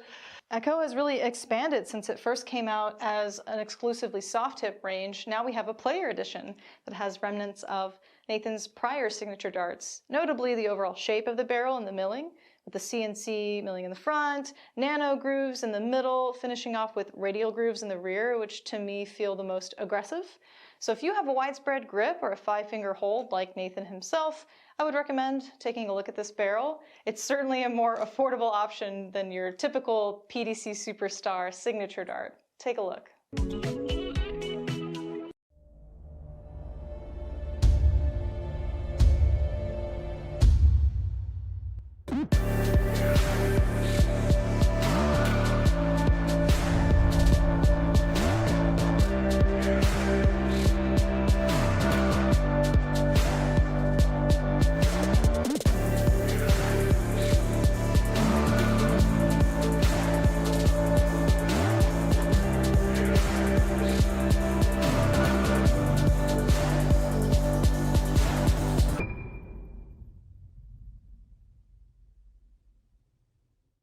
Dartboard lighting systems that work with soft tip boards, starting with what I'm calling your best value option, the 180 Illumina lighting system. Quick clarification, you cannot purchase the cheaper light version, LITE, but the more durable and robust normal Illumina lighting system is going to work since it mounts to the wall. If you want to upgrade to the ultimate setup, we'd recommend the Target Corona Vision lighting system, plus conversion kit that is compatible with most grand boards. This is basically a zero installation option. No power tools are needed. You're not mounting the light to the dartboard or the wall.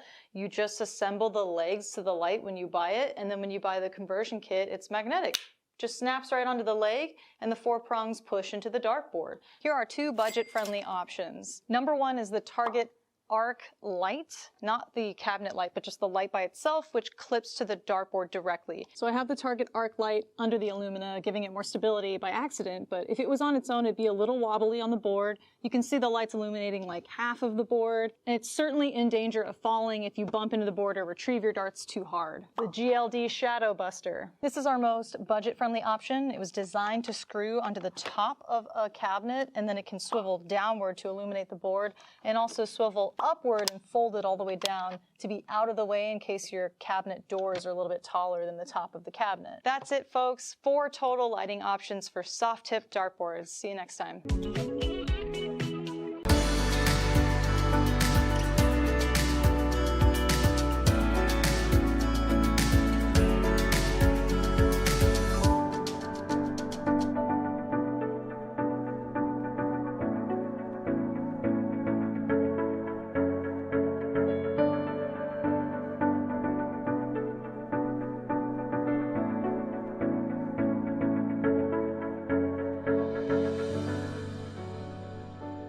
Hollywood Action 20-gram soft tip darts made for Chris Dobie by Target. Can we take a second to appreciate how sleek and sexy these barrels look? It's getting hot in here. We're playing 301 split bowl double out on the Grand Board 3S. Let's see how we fare.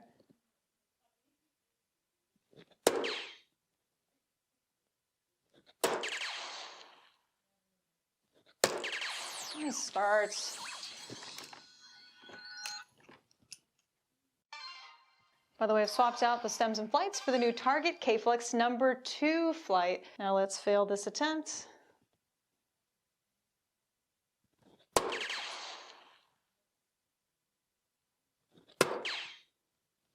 Yeah, should have been positive. Should have been positive to start.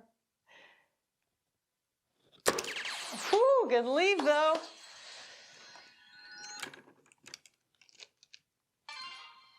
I'm really loving this texture and milling, by the way. It's just nice, consistent all throughout mid-rear where I hold. Okay, check out 24 and we will summarize.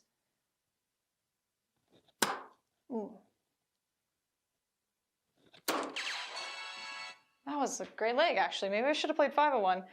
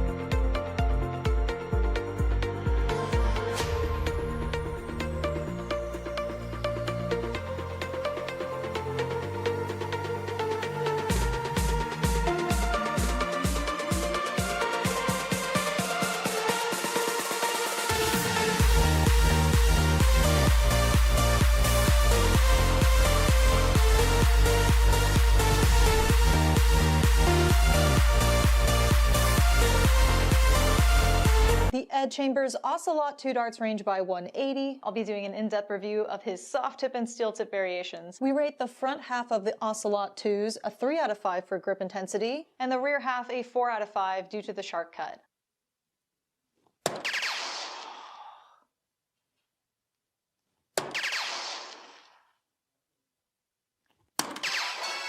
Well, how about that? We could have never predicted it, but we actually found our way to a 99 checkout. Throwing 22-gram Ed Chambers Ocelot 2 barrels by 180. His favorite checkout is 76, but he specifically requested treble 12 for tops, and if you hit a single 12, double 16, double 16. Mic drop, cool walk away.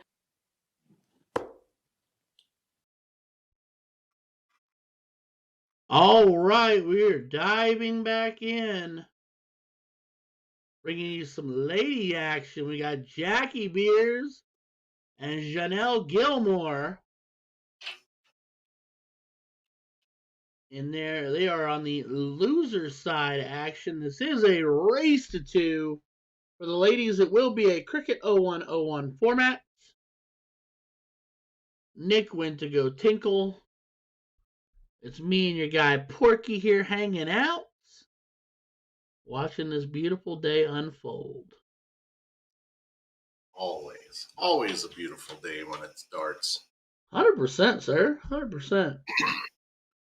And right now, Janelle is in control of this cricket leg. It is hers to lose at this point. Does not look like she's going to be worried about doing that. Not at all. Just a dot underneath. Had one in the middle, one up high, and one down low. But she's sitting pretty right now in this game. Oh, yeah. 100%. Jackie needing a number of bulls to even get herself back into the equation. And Janelle still owns 3 wedges to boot from there.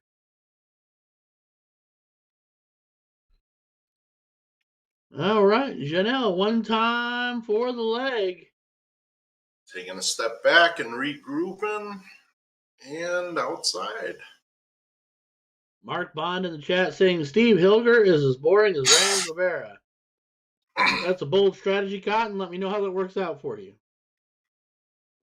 What did he say? Let's see. What does it say?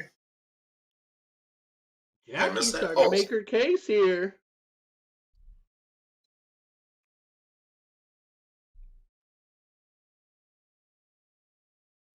I agree with Paul. Leg 1 belongs to her.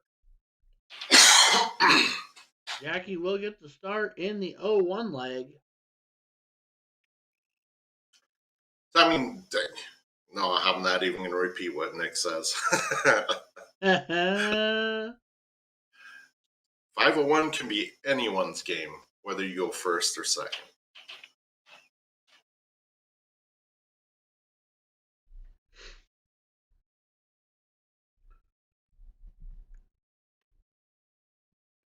Jackie with a nice start. It's a decent start, absolutely, especially after her last match. She was shooting up some tons, keeping a pretty good lead on Christina before in their previous match.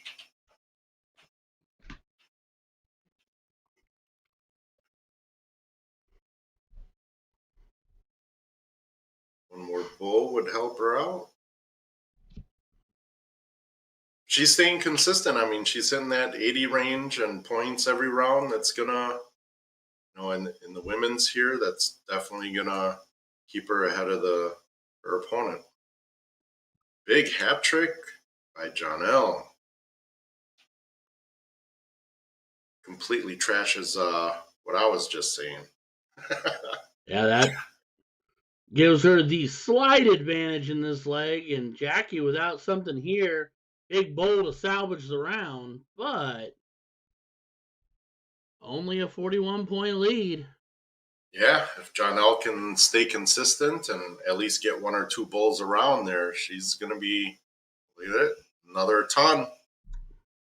Big, big shot.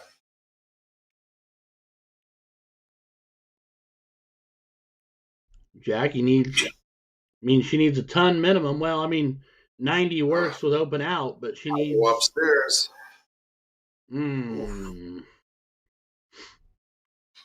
Leaves herself sitting outside of it. Jonelle was in the middle of it with a bull right out the gate.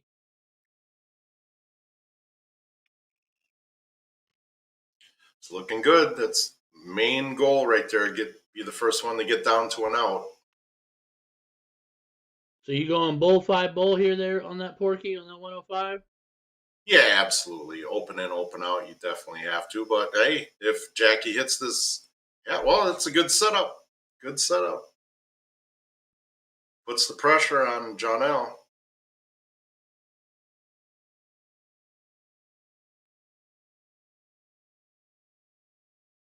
Five or 15. Oh no! Oh no! You go 319 wire. Oh, yeah. That hurts. That's a freebie for Jackie.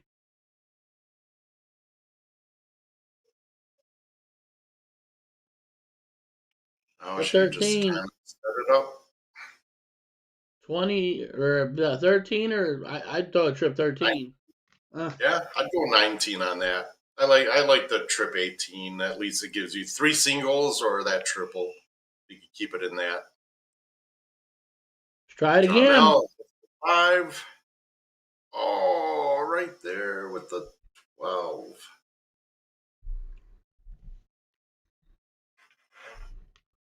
All right. 3 for bowl or 13 for tops. Yep. Everybody on their feet behind her. Oh. She just about tripped that 17. Oh, look at the crowd back there. They're in it with her. Now, here's the deal. It doesn't have to be double 19. It can be 2 fat 19. Correct. Two fatties, 2 fat singles. Call it a day. Does not have to be a double. Oh, does not have to be a double. It's. Oh. My soul hurts.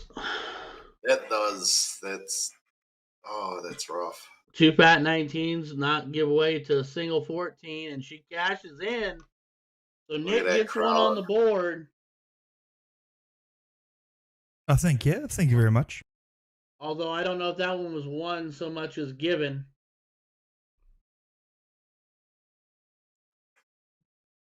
Going to the tiebreaker. So we'll diddle it up.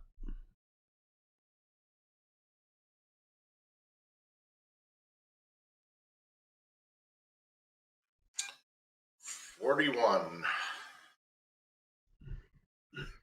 I would go left side. Unless you hit 3 11s. That's true. But she hit 3 20s. So she will go first. Jonelle goes first over Jackie. It will be 0-1. So another 501 open in, open out, full bowl leg coming your way. It is a last leg decider. Never mind the man behind the curtain.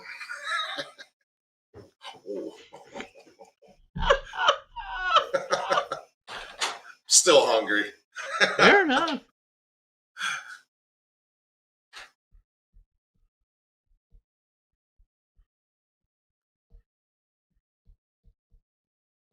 Does that match on the other board? Is that going to be Edwards against Cook? That's going to be a good one. I can't tell you how many times I hear in Milwaukee, hey, Porky, I was playing the G3 online, and this old guy with overalls whooped the heck out of me. Well, in other words. And I say, oh, so you met Pat Cook, huh? They say, what? He looks old. I say, yeah, he is old. He wears those overalls. Yep. And he will whoop you almost every time you play him, man.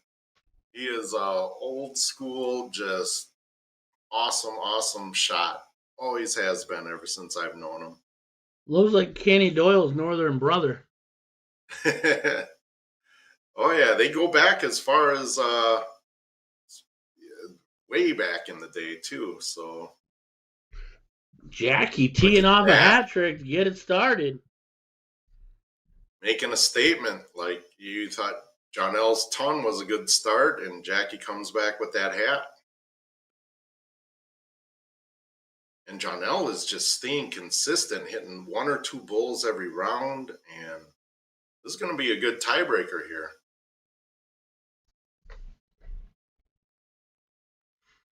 One of my favorites, and Meredith McGee Hale in the chat saying, hola. Hey, hello. Hello. David Straub asking if that is the Porky on the mic. The answer is yes. Yes, it is. Yes, sir, it is. Jeremy, don't you ever call me a gentleman. 119 for Janelle. So is that Eric responding to or commenting about Pat Cook? He'll fart you right out the door, huh? I mean, it happens. Jackie with her second hat trick of the leg. That is What's going on 129? But here comes Janelle. With a hat trick in a row. Look at that. Just when we were about to say, see, Nick, you're absolutely wrong.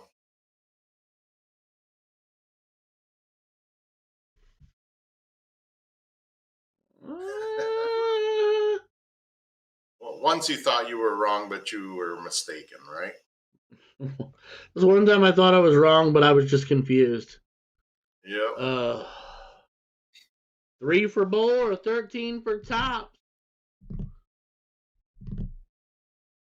Whoopsie. That's all right. Saving grace into the 14. Oh, no. Oh, whoa. Oh, no. Oh, no, Nick. 9 for bull. Oh. Double 17. Still there. Oh, the 2.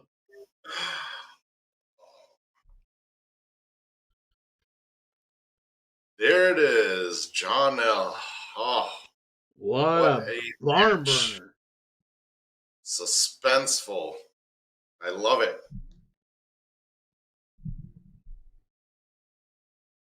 Mr. Edwards and Pat Cook. Good old Johnny. Do want to say mentionable here is that Pat Cook is actually playing at the stadium, which is one of our other streaming locations. But Brad Bryce is currently grinding it out on that board as well. Currently playing in the finals of the one loss side of the bracket. So that is why he is not on the stream board there. But do want to give a shout out to the stadium. And we are looking at Q and Feather again here for John Edwards. As always. As always. Mandy Young saying happy birthday, Nick. Saying hello from Arizona. Yeah, I do appreciate every one of you guys for the birthday wishes. It is super sweet to hear. And so I just know, although we haven't responded to every single comment, I do want you to know I have read every single comment. It means a lot to me. Now we know you're lying because you can't read. That is true. I have gone on the record saying I don't know how to read several times, and I don't watch movies. Yeah. Many times. So if you are going to wish Nick a happy birthday, make sure you post a balloon or a cake so he can see the picture and know what it's about, what the words mean. Or a video. Yeah, candle, you- whatever you want to do. Just don't send me a bunch of pictures of cake, guys. I'm already hungry. We've been talking about food all stream. That's actually would be really mean if you guys did that. I will now Did you see what implore Silo all of our brought me? listeners to please send Nick DeShera a picture of a cake. Google any image of cake and send it to him. Brawal Sablan Shurkamidal. Good morning from Saipan. Nice. Matt Graff saying thanks for streaming, fellas. Matt Graff, thanks for throwing on the stream, buddy. One day we will talk about your flick of the wrist. Saipan,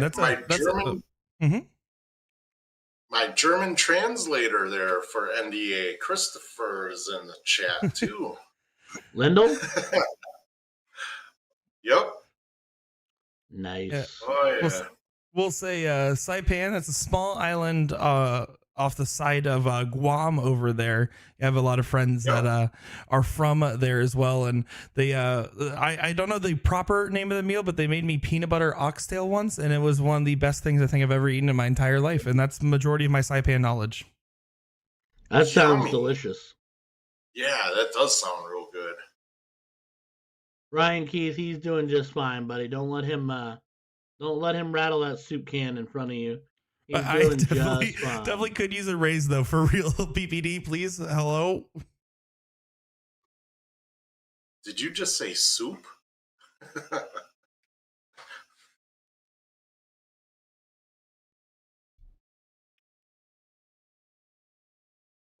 There's a good battle going on here. I think it's going to start to pick up pretty soon. Huh? There we go. Oh, yeah. Yeah, somebody's going to make that move and find that gear. And it is Pat Cook. Look at that. Woo. Hey, my predictions are doing pretty good today so far. You were pretty solid on the predictions there, Orky. Yeah. I predict I'm going to eat another plate full of hot dogs after I finish the second plate of hot dogs that I We just never got. doubted you for a minute, buddy. Paul Rogers, you should send him insomnia cookies. Oh, those are good. My dad on the phone yesterday was like, you should put your information out there and let people send you food or something during your stream tomorrow. And I was like, that sounds like a good idea, until you realize I'm just giving a bunch of people my address. So I will. Right. So That's why you give them your DoorDash info, not the address, and then they can send you DoorDash gift cards. And then you can order the food. There you go. That's an idea. Christopher saying, I try to take care of Nick in Vegas too. I had a feeling that he was pretty sad when I was asking for Will. That is so funny. Dang. Oh, that's so funny. And so true. I was very sad about that. That's okay. Everyone has a favorite, and that's okay. Oh, Matt Graff, not doubting your flick of the wrist at all, buddy. It was just unique to watch from my first-hand perspective today. You threw really well. Matt Graff is so used now to anytime someone watches him for the first time, everybody rightfully so comments on the flick of the wrist from him. I think he's gotten that comment so many times. I love it. I love it. I know he loves it too. And it is interesting, like to give credit, like Ryan, you absolutely have every right to talk about it, for the record. I just think it's so funny how consistent that Matt Giraffe has to deal with that. Yep, absolutely. Like I said, he's always just a tough match facing against him anytime you face against him. Flick of the wrist or not. Oh, no, Mandy Young. People showing up Nick's house would be so funny.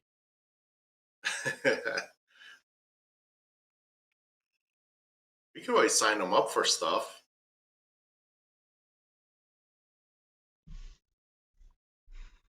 I'm gonna Get some send him up. surprise I'm mail. gonna set him up for a cat magazine or something like that.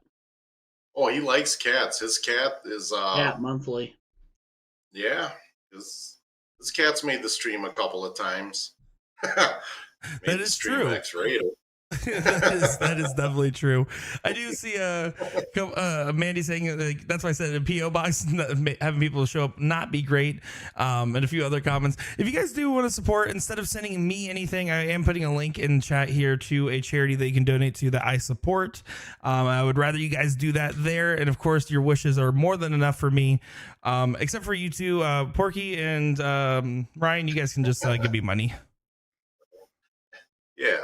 And I'm going to send you a link to my favorite charity. It's called Whataburger. My Whataburger fun. Oh, man.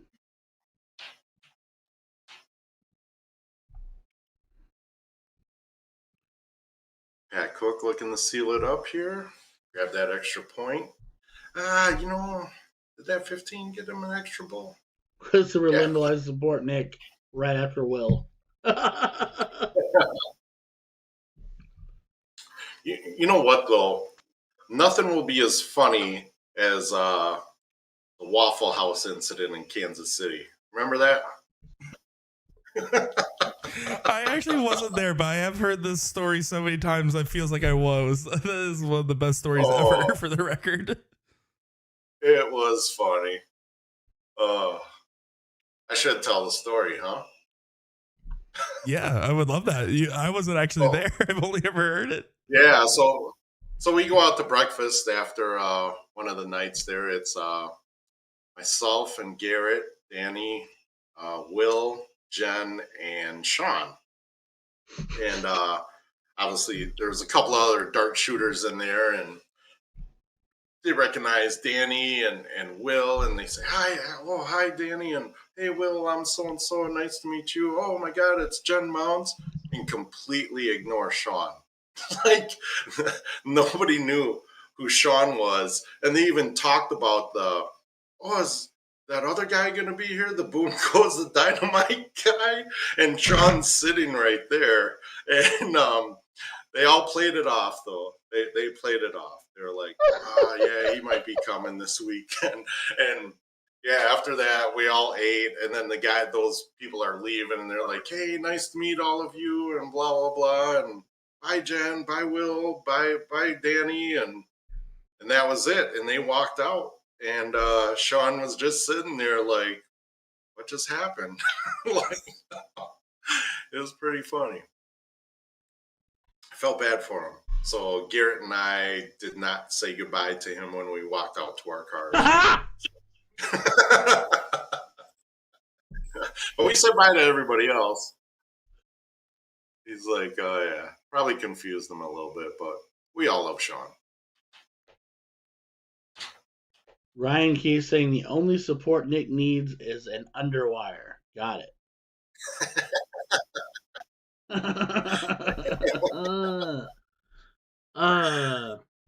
Christopher Lindell saying Jen before Will. But she's more beautiful than us. She 100% is. Not even a scrape of doubt in that thought process.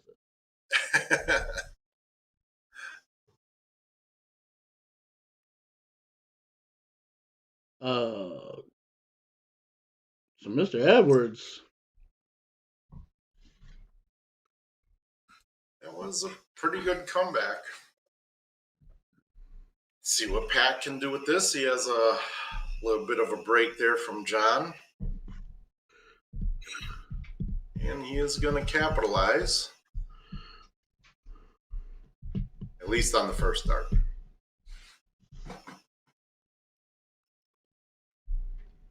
I do want to take a moment to note here, Chris Watson, Steve Diker playing on in the background here for us as we're taking a look. And that is the finals of the one-loss brackets.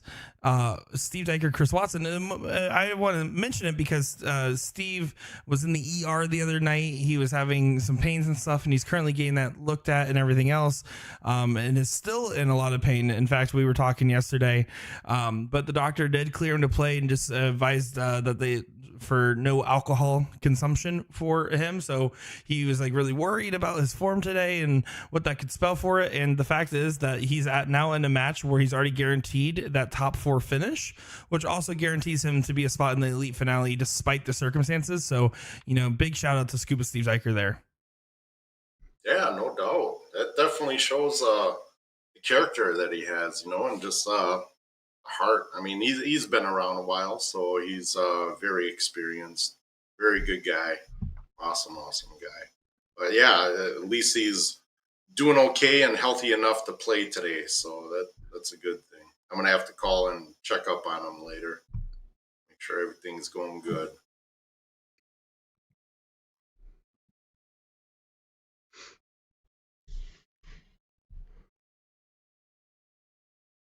John Edwards trying to do a little bit of fighting from behind here. Yeah.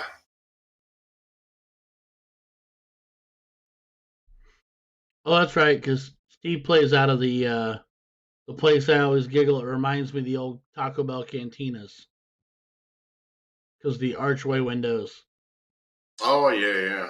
And actually, Steve is a teammate of Matt Graff. Every time we play that team at Whammo State, or Wisconsin State, I should say. And that is a tough team. John Pilgrim, Matt Graff, Steve Diker, and Bob Anderson. It sounds like a tough team. Oh, yeah.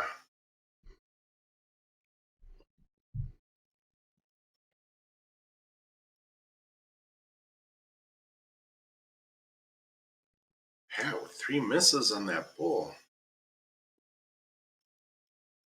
It's going to be interesting to see what John does if he hits a double or a single bull the first start. I'd go up to the 20 and close and go for that trip 19.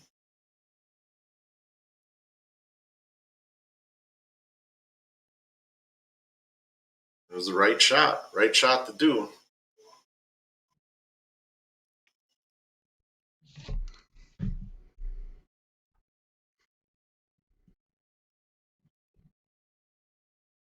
Pat not taking any chances. I wouldn't either. No, 100%. Guarantee the W.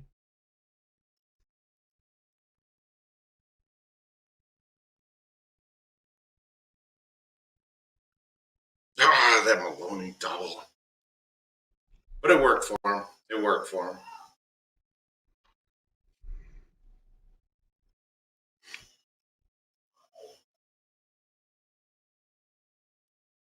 I was just about to say Pat's struggling on the bull, and then he nails a double.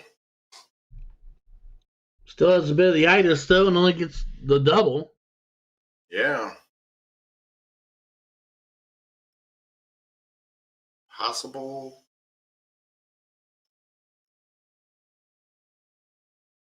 Not possible. Ooh. John's dart kind of kicks interestingly when it hits the board. It's kind of whipping around on that tip a little bit. Yeah. It's almost like the tip is flimsy or something. Maybe he just doesn't want to change it, and he just keeps straightening it until the plastic's just weak. I could do a shameless plug right now with tips, but I won't.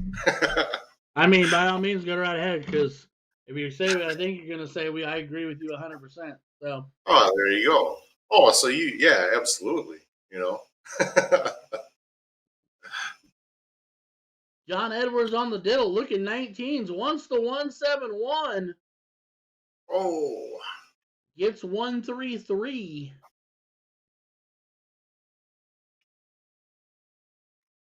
Oh, Mark Bond talking in third person, assuring us that those are the Q-Soul tips. And they're supposed to be long and rubber band-like, and very much like the last check he wrote me. It bounced. Yeah.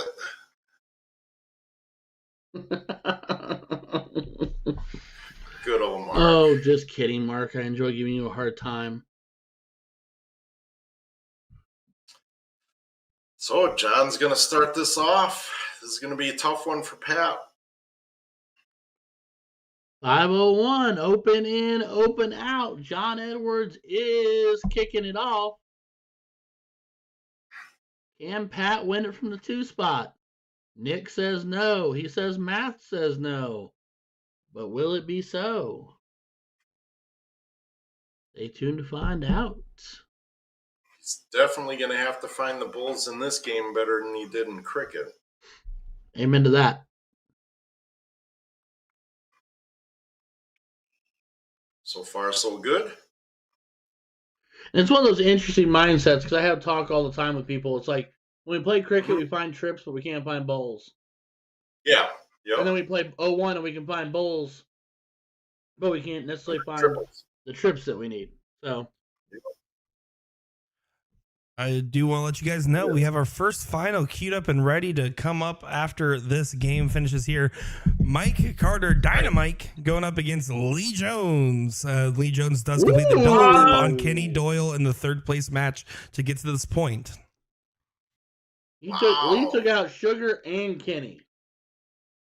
Yep. And double dipped in Kenny, by the way. Not just took him out, he double dipped. That's hard to do. Twice. Lee Jones on a mission.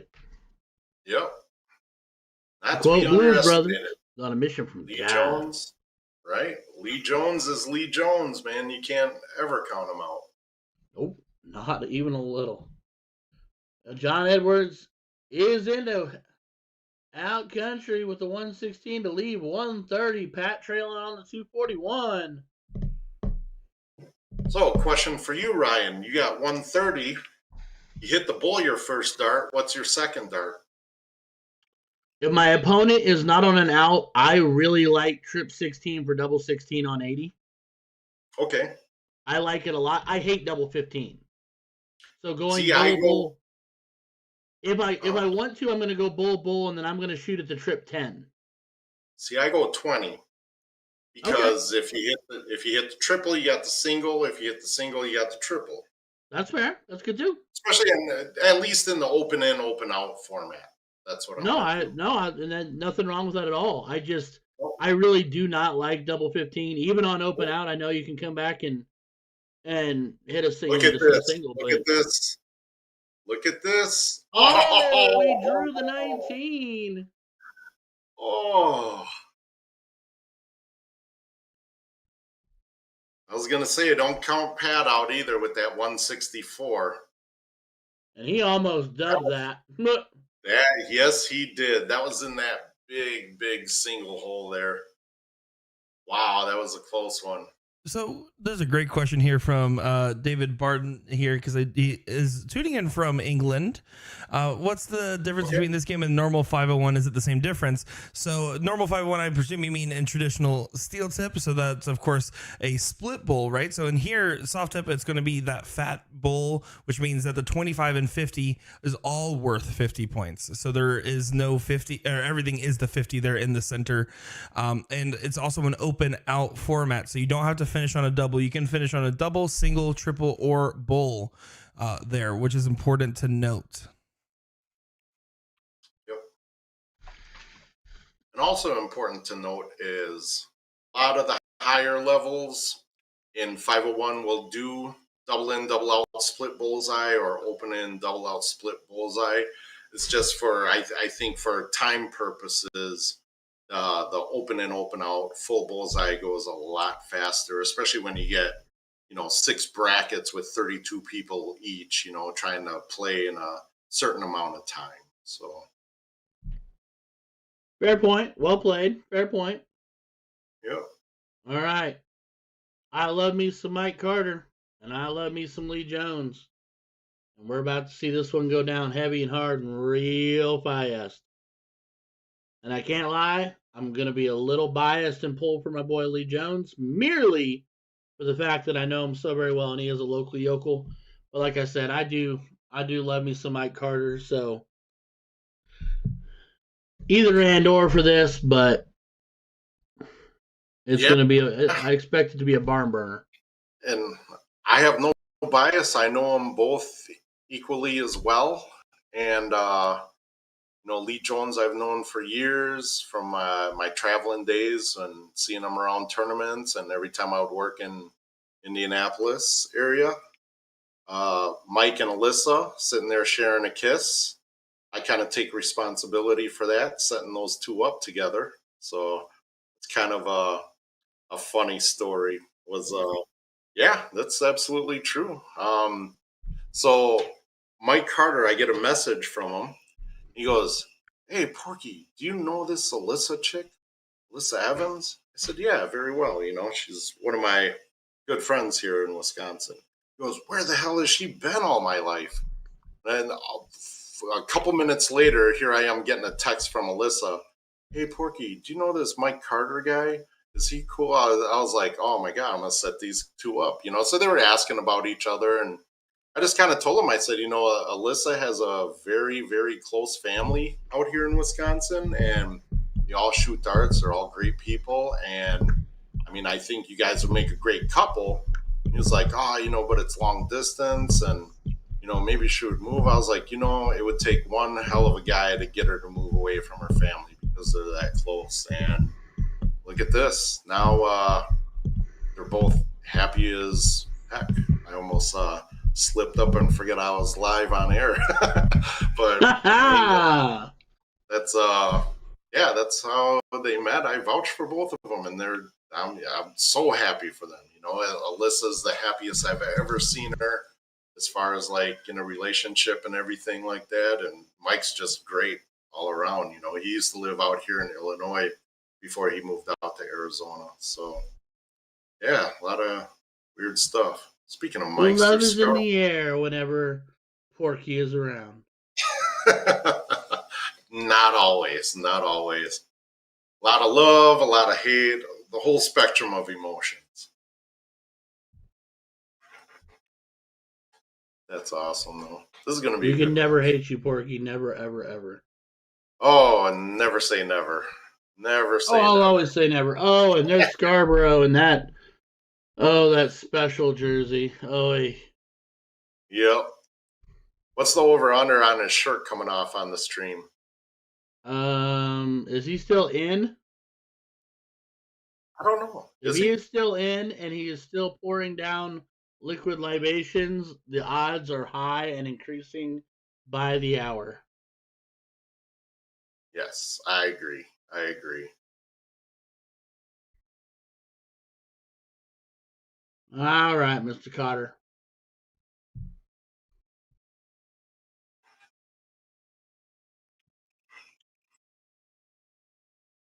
So, really quick, Nick, I know Lee's not obviously not on camera. Where's he playing out of today that has him not on camera? Indiana. Helpful. In the U.S. Oh, I'll just figure it out my dadgum self. Twisted Sisters or Smiley's. So this is okay. So here's the funniest thing about this. He's throwing for Pioneer Vending today. Twisted Sister is actually where Todd and Chad Hampton play out of their match, most of their matches. Todd's at Night Owls, which is Indianapolis, and Smiley's Pub is his alternative location.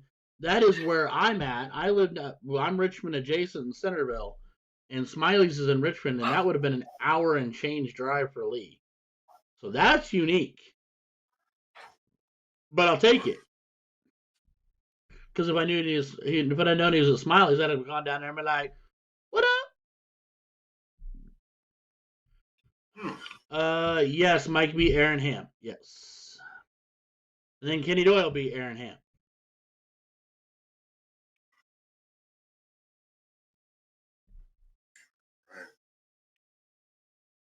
And they are off and running.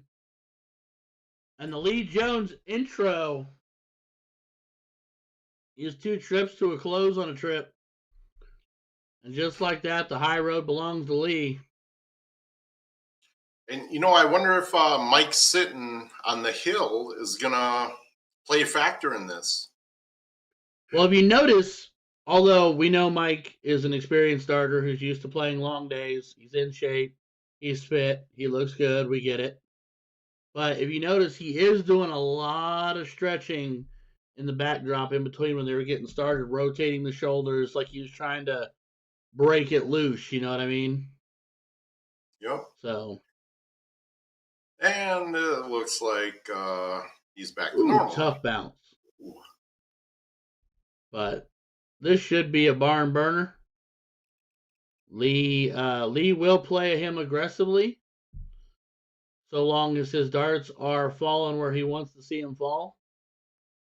Did not expect him to go that thought process there. Lee is, in fact, playing at Twisted Sisters. You can tell just by the backdrop. Here comes Mr. Mike Carter. Woo! Ooh. Almost sealed that one up. I mean, the main thing with Lee is he can't let Mike get that momentum. That's perfect. Textbook darts right there.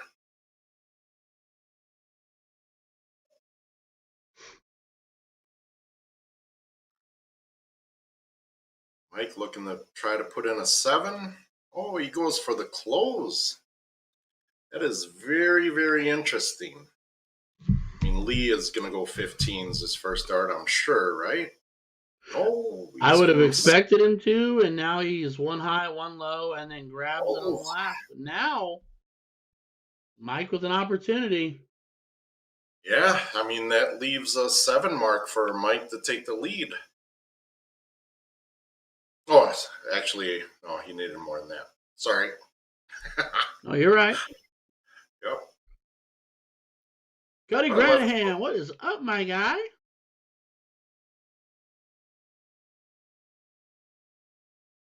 Lee with the double bowl to take the first leg. 5-1-7. Lee Jones is one of the guys where I honestly will say it. If you push him to where it's 3 bowls to win it, might as well just kind of tag it in and say, let's go to the next leg, because Lee on bowls is bananas. Yep. I was like, Cody, according to our counter here, we've got almost 180 across all the platforms, my guy. Oh, yeah. And just like that, Ashley Crouch Jones, the lovely Mrs. Jones, to Mr. Lee Jones, saying, let's go.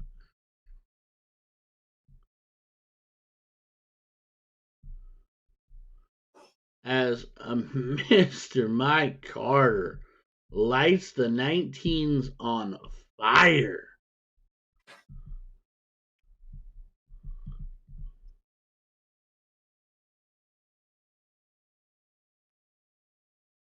Lee finding the trip his last dart. I don't think that's enough to slow down Mike here. He's going to be very aggressive this round.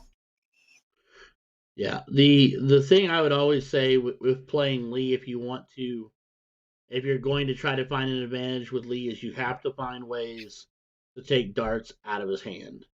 Yep, absolutely. You have to. You're going to have to shorten the board up and take him away as fast as you possibly can, because if you let him, not that he usually takes long to quote unquote linger, but if you let him linger, he gonna run you over every time. Absolutely. And Mike playing the bowl on dart 3, last 2 rounds to start trimming it down. He is now a 7 mark away. I do want to say, I just saw this storyline develop here from a little bit ago. Rick Hinsey, Tyler Hinsey played each other in the king seat of one of the qualifiers in bracket 5. A father-son king seat matchup. That is insane. That was a little bit ago now. Yeah, and that won me $100. That's awesome. I picked Hinsey to win the hill. There you go. Well, surprisingly, Tyler was the one that won that match as well. Yeah, that's what got me the $100. Tyler's no joke. No, I know he's no joke, but that is Grasshopper beating the master there for sure. Oh yeah, and and knowing Rick, he is so proud of that too. That was a definite Anakin Obi-Wan moment there, and Obi-Wan had the high ground, but Anakin made it work. Yep. Got it. All right. Diddle them up, boys. So Lee is in the one loss, right? Two Oh, loss. he's in the He's two in the two loss. loss. Okay. So Mike just has to win this tiebreaker. Yes. Gotcha. And the 170 goes a long way to guaranteeing him to start the leg.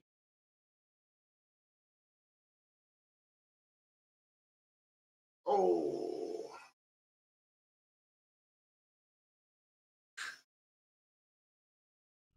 All right, Senior Carter. And that his third dart, that's pretty risky, but I get it, because usually people are going to hit the 140. You hit that single bullet, you're at 145. That forces that second player going for the diddle to stay, either hit the bullseye to tie it and hope for a better second round on the diddle, or go for that 180.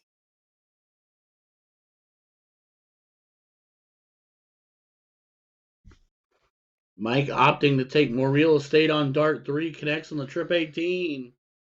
I like that shot. Oh, I like it a lot. Oh no, Lee with a 2-mark round. Cody Granahan saying, speaking of father-son duos, his 12-year-old and himself just played our first tournament together and with a top 4 finish. That is Awesome. fantastic. Enjoy those memories, my friend. That's what it's all about. Yeah, speaking of that, that's what Zyla came down here for. She was asking if we were almost done or we could play darts. So she's waiting. It's a daddy-daughter night tonight, so There you go. she wants to play. Oh, Mike. Mike opting into the 16s, does connect, comes back to the 17s to take it all the way away, but does not hit the single. Oh. Lee wanting on the board here. Finds 5, so that will give him a small lead, if not much in the way of real estate here. As Mike is just running. He's just throwing missiles right now. This is haymaker material. 19. Oh.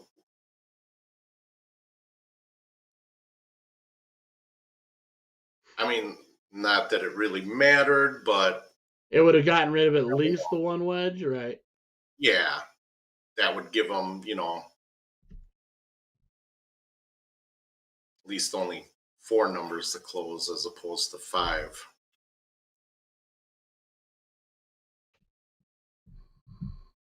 So watch this after Mike throws the winning dart. I know Alyssa's going to jump up and give him a hug. Watch the height difference in this. It's hilarious. She's taller, isn't she? Oh, yeah. Way taller. Oh, she didn't Ladies jump and up. gentlemen, Mr. Mike Carter. Dynamite Mike. Taking down Mr. Lee Jones. Oh, she's keeping it on the stool. Yeah, she has to sit down so they could look face to face. We will kick over. Rick Hensley, John Edwards. Having it out.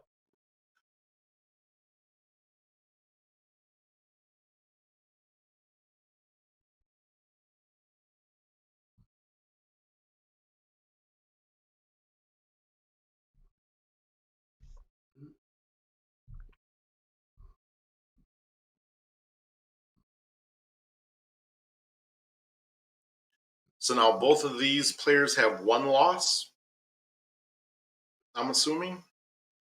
I am looking right now to try to figure that all the way out, but I'm looking for the bracket. All right. Mike I think Scarborough is out. Okay. That is correct. They So are I currently think- at the finals of the one-loss bracket there. So Okay. no matter what, both of these gentlemen are already guaranteed to be in that elite finale because, again, top 4 gets the guaranteed ticket there. And based off your performance today, there's 4 different brackets you can get put into for that finale. But the elite one is where the most money is. And importantly, not only for first place, but also for last place. And that sounds a little silly to say because no one aims for last place. But, I mean, you're talking a guaranteed couple $100 that will be waiting for you out there just for showing up. Absolutely, yeah. I mean, that's what I was explaining to a couple of the local guys here. They were like, "Oh, is it even worth getting a voucher and playing in the qualifier?" I said, "Absolutely. You know, if you take top 4, you're going to get. I think it's like 4th place is $100, so you get you get that money plus." If you since you're going to make the elite finale, that's a guarantee. Even if you go 3 and out, you're guaranteed a couple $100. So it's definitely worth it. Absolutely. On top of that, you can't really put a price value on this level of, I for lack of better terms, practice, right? Because your qualifier, it's you know, you have little to lose. No matter what, you're already qualifying for something. It's just what you're qualifying for. But you're also getting a chance to play against the best competition. You're getting a chance to play Danny Baggish and Jules Van Dongen. You're getting a chance to play Brandon Neal or anybody else, right? I mean, that is the type of things. You know, when I say all 3 of those names, I realize Brandon Neal is not. Sorry, Brandon.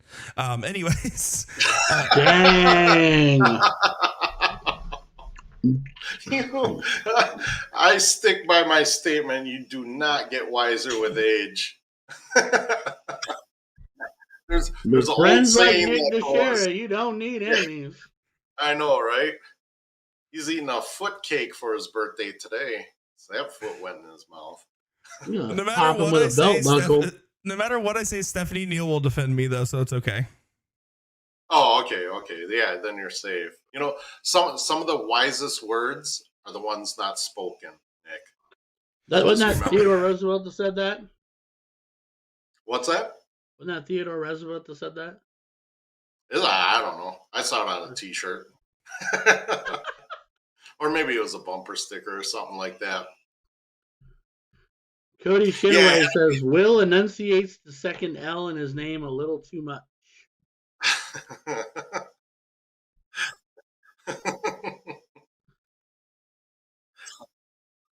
Alexandre Parkin says, I'll take Baggish as a partner for the elite.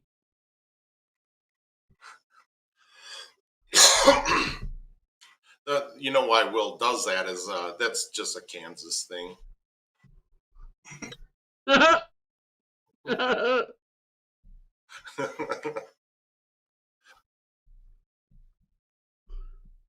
Over there where they use wash your sister sauce. Wash your sister sauce. Wash your sister sauce. Rick Kinsey Where's sister sauce? He's going for the 9. Yeah, this is incredible to go for the 180 there, going second. That's what you're supposed to do. He is teed up for it. Yeah. We cannot put enough emphasis that this is a big moment here.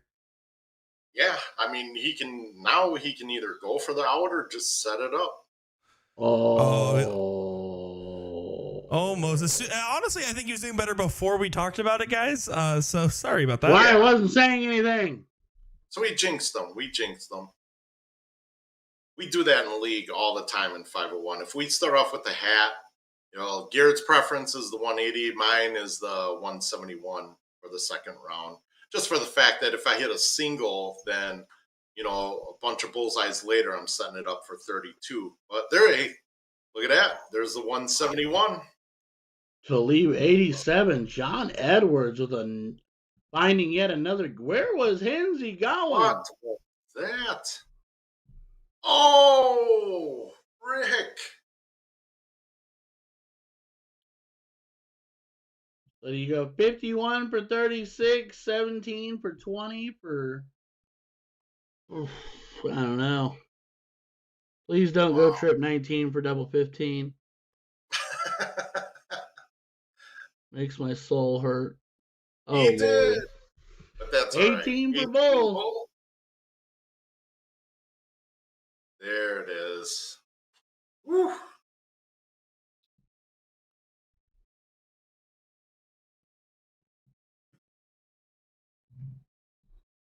Now they do it again.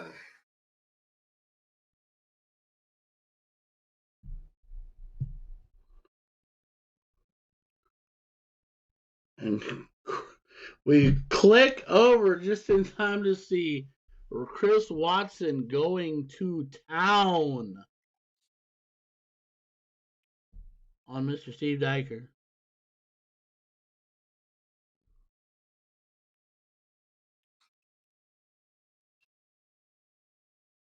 Dylan Messing saying exactly what we were all thinking. We're taking Rick 11 out of 10 times with 68 left on open out. Right?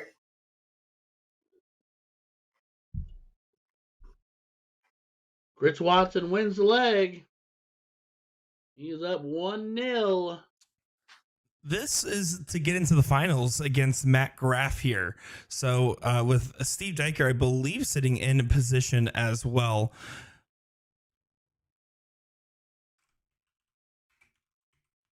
Yeah, I just want to confirm that real quick. But I do believe, Chris Watson fighting along here. He has 2 losses. Diker only has 1. So Chris Watson not only has to win at least one more leg here, but then also to win the last leg shootout there for the 2-loss bracket. Steve Diker just needs to win this best of 3 here or that subsequent leg to get a chance to have an all-Wisconsin final. Which isn't a bad thing. Not only Wisconsin final, but they are teammates.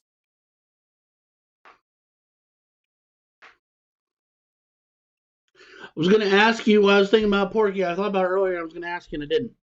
Who was the gentleman that made an NDA this year? The tall drink of water that was on your 4-man. Oh, that was Mickey Mouski. That's Phil Glomsky. So Yeah, he's that's right. Yep. He's the one that I did my very first Adventures with Porky interview with, and that was completely unrehearsed and off the fly. There you and go. I think it turned out pretty good. There you go.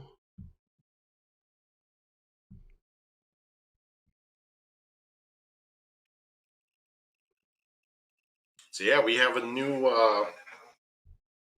NDA team for this coming year too, and it's myself, Garrett, and Filthy, but we're also bringing Jeff Johnson, who was our 4th for Whammo, and we're going to try that team in Vegas. Nice. Yeah. See, I love how organized you are, and you already have Vegas thought out, and that's months and months away. And people around my neck of the woods will be like, "Oh, the cutoff date's tomorrow for Vegas. Who's playing with who?" Oh yeah. No, we got backups lined up just in case, and yeah, all that good stuff. That's awesome, dude. Yeah, last year we had Dan Burke as our 4th, and Yep. he said it was going to be pretty tough for him to swing it this next year. So we're like, you know what? Let's just see if Jeff wants to go and shoot with us there, since we all shoot state together. And him and Filthy always play Whammo doubles together, and Garrett and myself, of course. So chemistry's already there.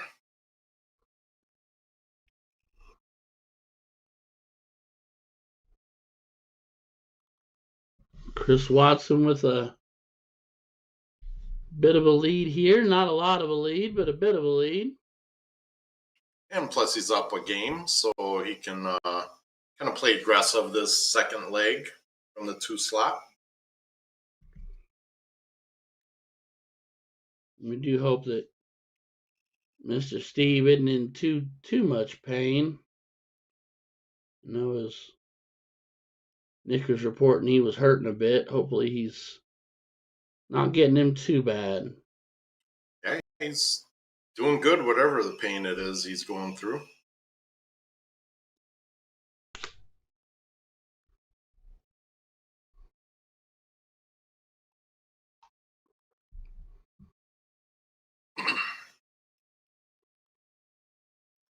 Bare minimum. Bare minimum. Just the essentials. Sir, sometimes that matters. I mean, yeah, it's mission accomplished.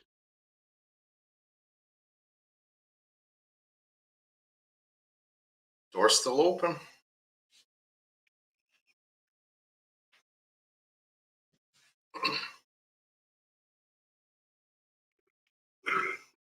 Do want to let you guys know, coming up next here for us, as we're seeing the winner of either Steve Dyke or Chris Watson playing Matt Graff in the finals. On the other end, Lane Elizak, Ashley Went will be a females final. So we are going to cover that one after this match concludes in full, including the potential last leg shootout. So just a heads up there. And Ashley Went, I believe, is the significant other of Steve Dyker as well. So a little extra correlation there. Yes. Yeah, actually, I was just going to ask that. Are they playing out of the same place? Because if that's the case, is Ashley going to wait for Steve to get done? Or I'm not too sure if they're even playing at the same place.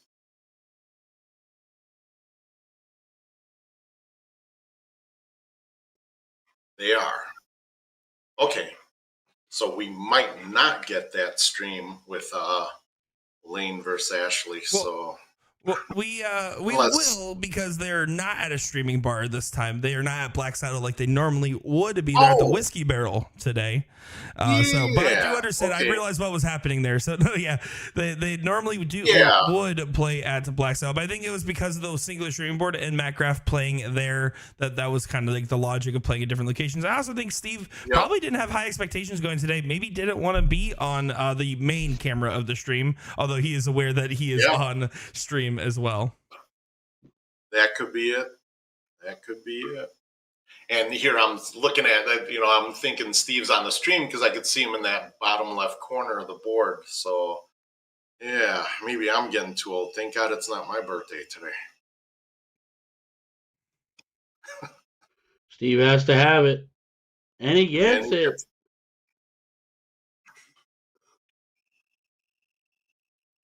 All knotted up at one apiece.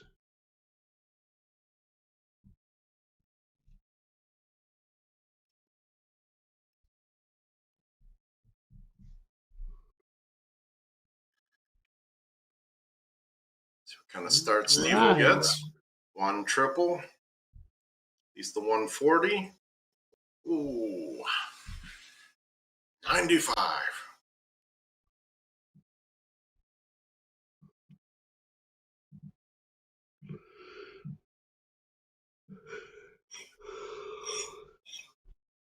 Oh, someone's getting porky, huh? Getting tired there? A little bit. My house is eerily quiet, aside from the dog wandering around a bit here and there. So, yeah. Like, you get comfortable, the fan's on, it's the right temperature in the house. Look at that diddle.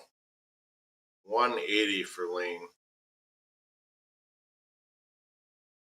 Wow. Impressive.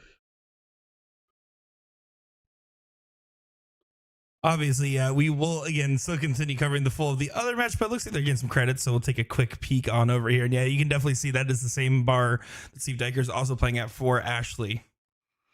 Do want to give a shout out as well to Lane Elizak, 4th place finisher in the Women's Choice Challenger Series, playing alongside with her partner Leonard Gates there. So great performance from her, first season in, and a top 4 finish.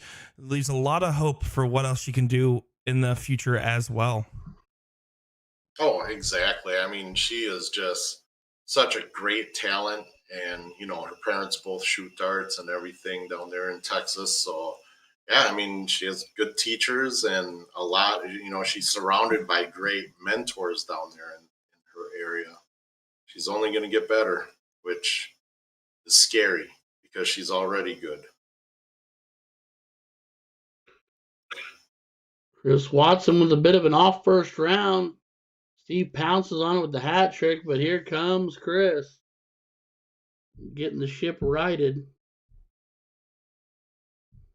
I'm sure Steve's going to take a look at either the 180 or the 171. Oh, he didn't. Huh. I would have took a stab at it. I'm always a fan of the aggressive route.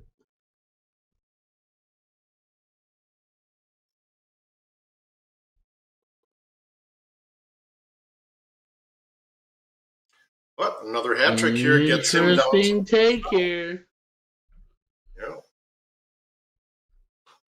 Scuba with the opportunity here to put a ton of pressure on the 2-2-1.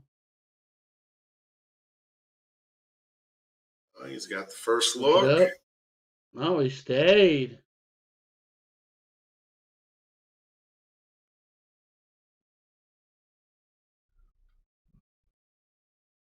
So Chris has got to make this count.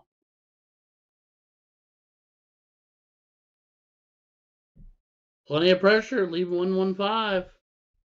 That is. 87's got to go away. Trip 17 first. Can only hope. What are they? Trip 19. But he's got that bull and he takes it. Good job, Steve. Team Steve. Team Steve.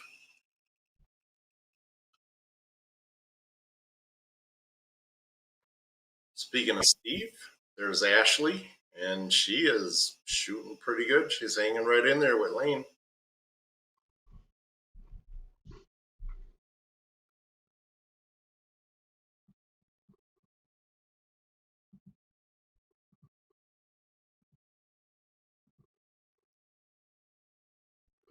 And as we said before, this is your ladies' final. Yeah, looking at the tail of the tape there for Ashley, she did just get into she was actually in the grinded out the one loss side of the bracket. So she beat out in the 5th place, two loss side of the bracket. She beat out Terry Johnson there, then went on to beat out Jenny Hood, and then double dipped Ashley Shepard. So she caught a little bit of a heater there at that portion of the bracket. And that's pretty impressive to do, especially just because those one and done games are all pressure all the time. Oh, yeah, absolutely. Especially, Shepard is a great shot, too. So for Ashley to get past her twice, that's very impressive.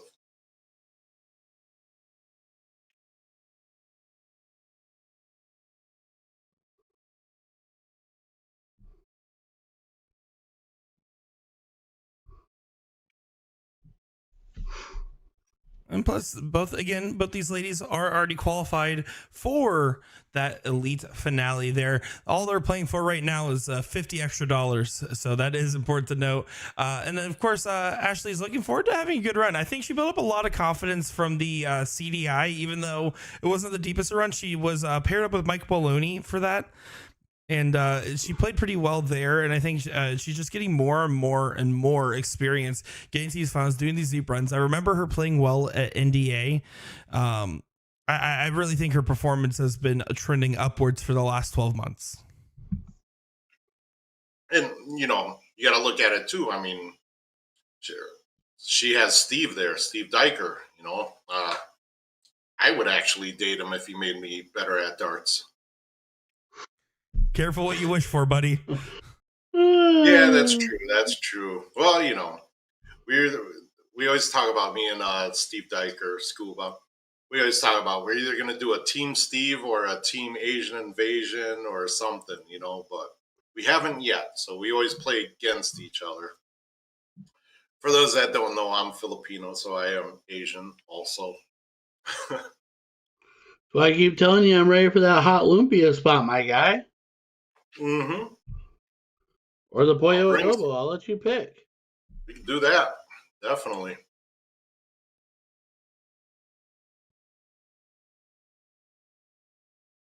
We had our spot out in San Diego whenever we thought we were going to have a big get together. I'd call a couple days ahead, and then on the Friday or whatever, go out there and pick up. They did trays of lumpia by the 100. Oh, yeah. I think all Filipinos do that. It's definitely a Filipino thing. You can't just make like 20 of them. You got to make like 100 or 300. 20 of them is the starter snack. Yeah, exactly. Mr. Graff lost some color there on that board, eh? Yeah, he did.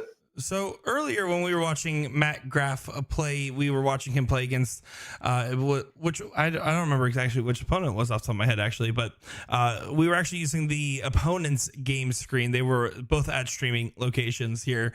Unfortunately, Black Saddle's game screen is coming in black and white. I did try to fix it. I saw that was happening about right before the stream started there. So while it's not ideal, it is still giving us information there. Yeah, exactly. Fair enough. His colorful shirt makes up for all the color that we lose on the board, so should be all right. Hey, between the colorful shirt, the flick of the wrist, and the wood paneling on the walls, we're all the spice and variety. Oh yeah.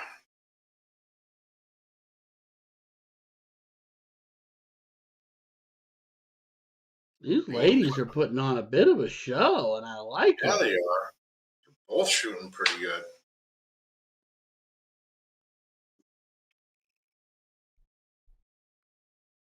Ashley with a 5 mark of her own.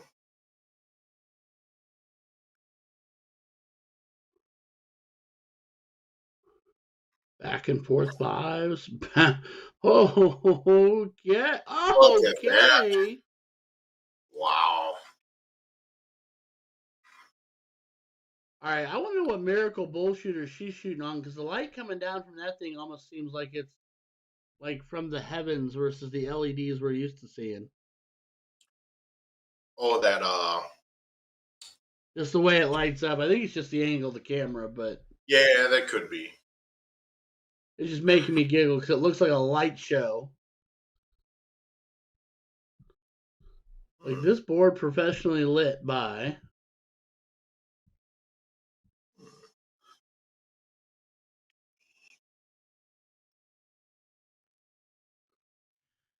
I do want to give lots of shouts out here real quick because we only have a handful of streaming players and locations left as we are nearing the end. As we already saw one final, this is our second final. On top of that, we have the Wisconsin final coming up next with Steve Diker and Matt Graff, presuming it is still going on at the moment that this final finishes.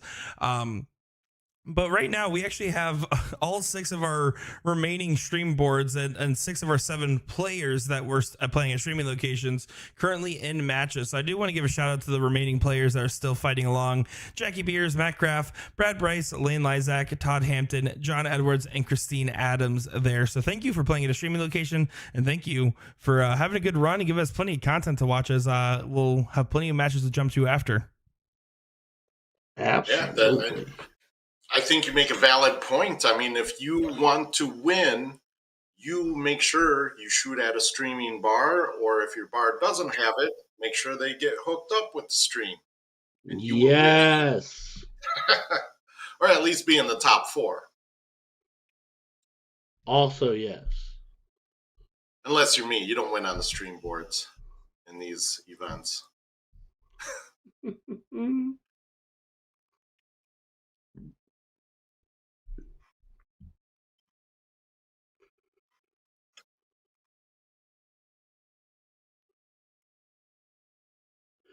Austin Brazel saying Kenny told me today that he wasn't allowed on the streaming board. It only belonged to him. I'm going to tell you what, this lane is putting on a show. Ashley has too, but it's just impressive. Yeah, I mean, Ashley is shooting well above her average. She's doing great. It's a lot. I mean, Lane is just relentless.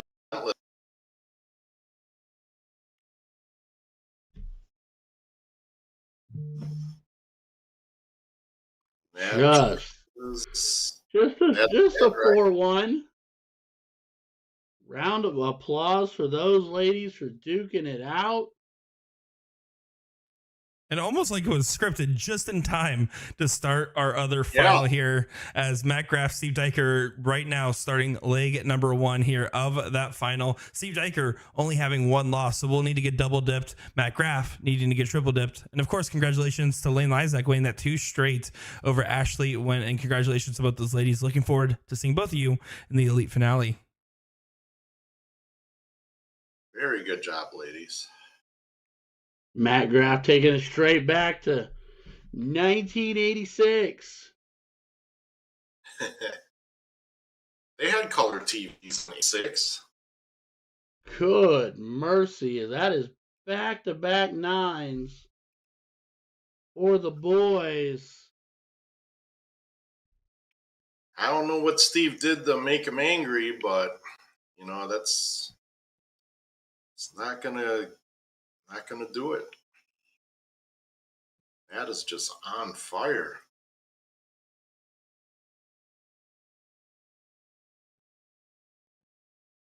Look at that. 997.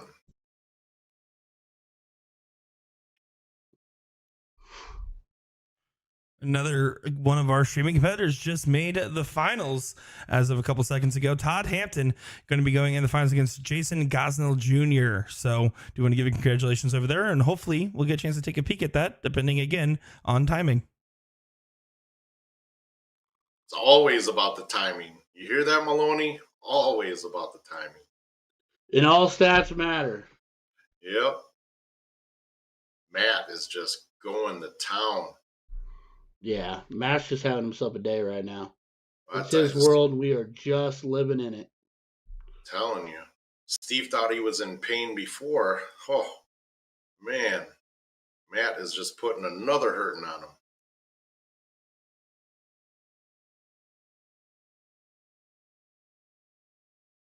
Look at that. The 1-2 punch on a casual 7.07. Goodness. Steve still threw a 5.25, and it wasn't even anywhere near enough. Yeah. That's the sad part, right? Yeah, that's what I'm saying. You threw a 5.25, you're like, oh, that kind of felt good. Never mind. Yep. He's going to start off big with a 7 mark here. Hopefully, for his sake, Matt slowed down a little, but we'll see. Nope. Nope. That's a negative Ghost Rider pattern. Yeah. Is, in fact, full. I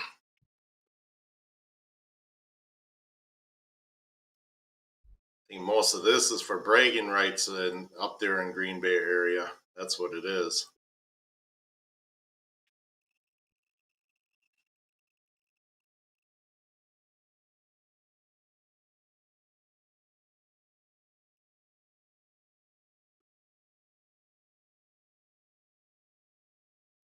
Matt needs to draw one here. Squeezes 3, but no trips. Oh, I thought he was going to try to look at 18 or 17 on that third dart. Expand his selection a little bit. John Edwards wins the first best of 3 there, or excuse me, Rick Kinsey wins the first best of 3 there in their third place matchup. They are now going to a last leg decider to see who makes it to that final as well. Some good finals coming up.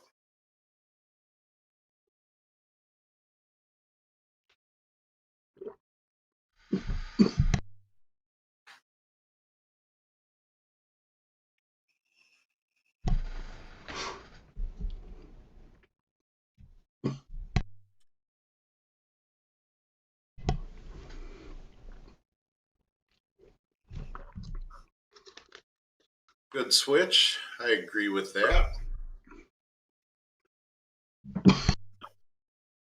I don't agree with the double, but I agree with the good switch. It's like you're like proud, but at the same time you're like, oh. Yep.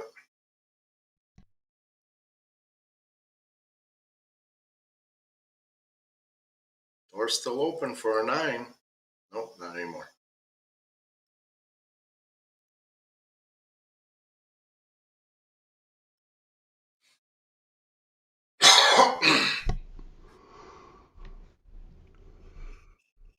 So Matt's pace kind of changed up too. You know, when he was stroking him, he was moving He just moves a lot shooting a faster. little faster. Yeah, Yeah, when he's almost on that, when he was angry darting earlier and on a rampage, and then when yeah, he's feeling himself, he moves a lot quicker.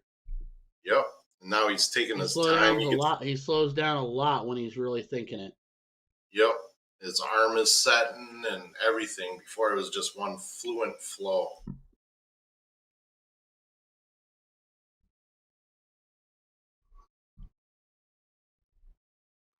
And this leg, Steve has every answer except for that last bowl. Yep.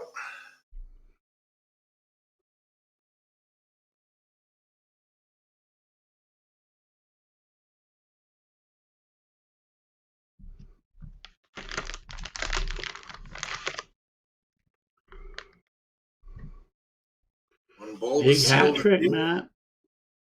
Yeah. Not quitting. You got to give him that. Nope, not at all. They are going at it. 518 to 47. And that basically should tell Matt he's going to have to throw a 6 or a 7 to beat Steve. Yep. Well, tiebreaker's 501, so he's going to have to shoot hats. Oh, it's all cricket. Yep. Yeah, so just Dang this for crap. you viewers back at home, Porky, all it is Yep. is I was going to say, or me. all it is that it follows the format of the player with the least amount of losses. So in this case, Matt Graff has not lost a set yet, which means they're going to stay in that winner side format, best of 3 cricket. And then if Matt Graff does lose, it will go to the 1 loss format, as both players will only have 1 loss in these tournaments, which would be the cricket 1 format. And then once both players reach 2 losses, that's when they would go to a last chance deciding leg. Yeah, what he said.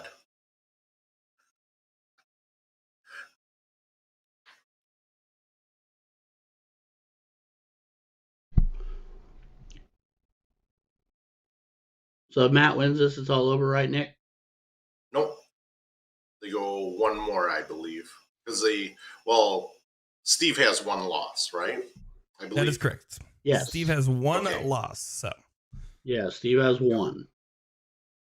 So if Matt wins this one, then they do another race to 2 all cricket. And just like that, Porky's back in it, baby. Let's go. Yes. You know what it was? These dang Nathans I got sitting here.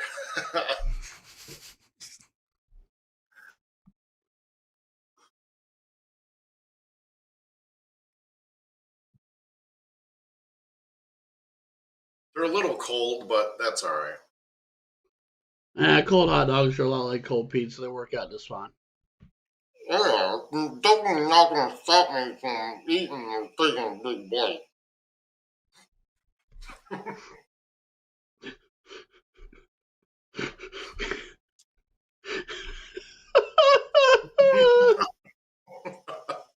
Oh, Nick, only going to let that go because it's your birthday.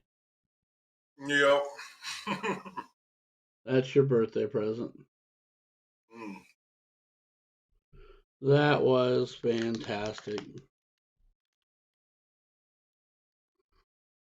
Cody Cranahan saying that made my day.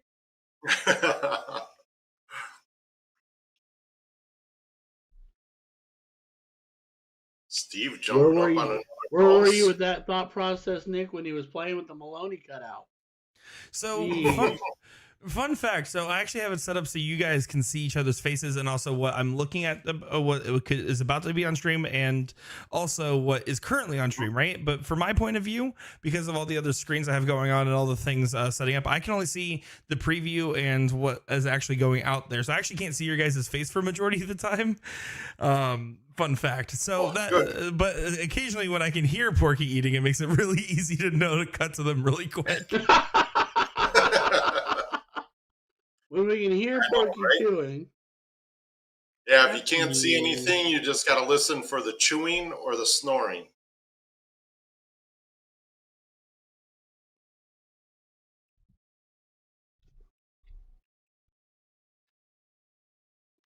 I'm over here chugging cold water so I don't join the snoring club.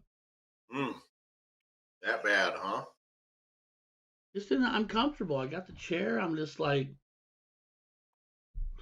darts are wonderful. I'm just very comfy. Well, thanks to Ram last weekend, I can't sit down still, so I'm just kneeling. He gave me a whooping twice, 3 times. Never fun to get a whooping from Ram. Nope, not at all.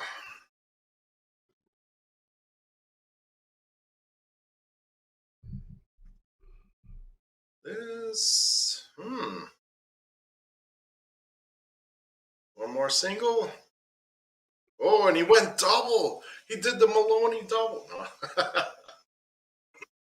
I'm sure We're that gonna have was commentary in the future. It's gonna be like, it's a Maloney double. It's a Maloney double. Oh yeah. He always tells me, he's like, I don't tell anyone to do that. They just do it. I'm not saying it's for everyone, but it works for me. And I said, yeah, fair. That's a fair point. I swear to God, he tells people to do it. Oh, he 100% does. I have people all pop in on their streams or whatever, and they're like, this double's for you, Ryan George. Yep. It's actually funny, though, because I was telling Mike, I said the only time that I go double in cricket is when it's my last dart and it's for the win, or when I play against you in league.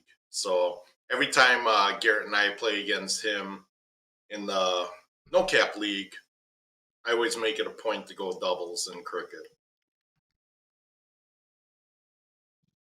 I agree wholeheartedly. It was my last start to win the match. For all the marbles, sure. Mm-hmm. Other than that,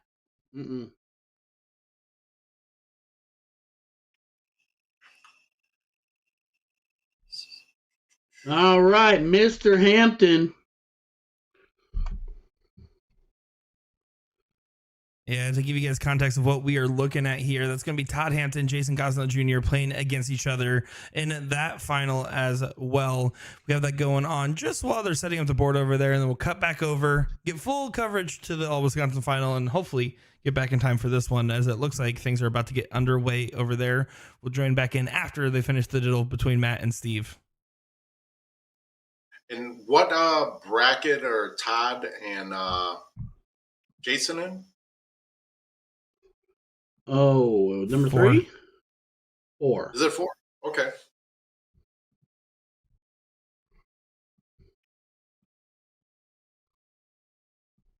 Yeah, 6 brackets today for the men's. That's pretty good. Yeah, that's cool.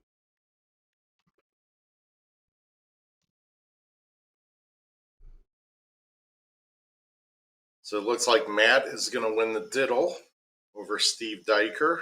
That's about to get on.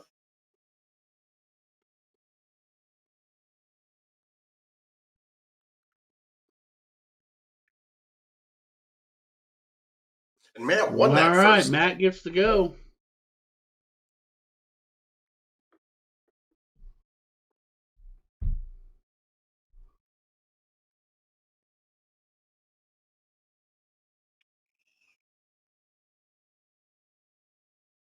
Ooh. Only a 4 mark for Matt.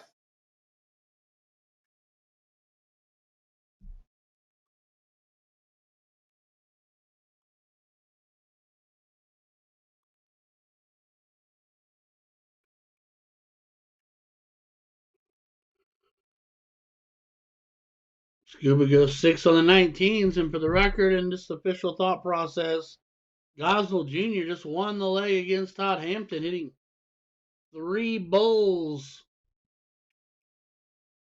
with nowhere else to go but the bowl, or hitting 4, sorry. Was it 4? Off and win leg 1.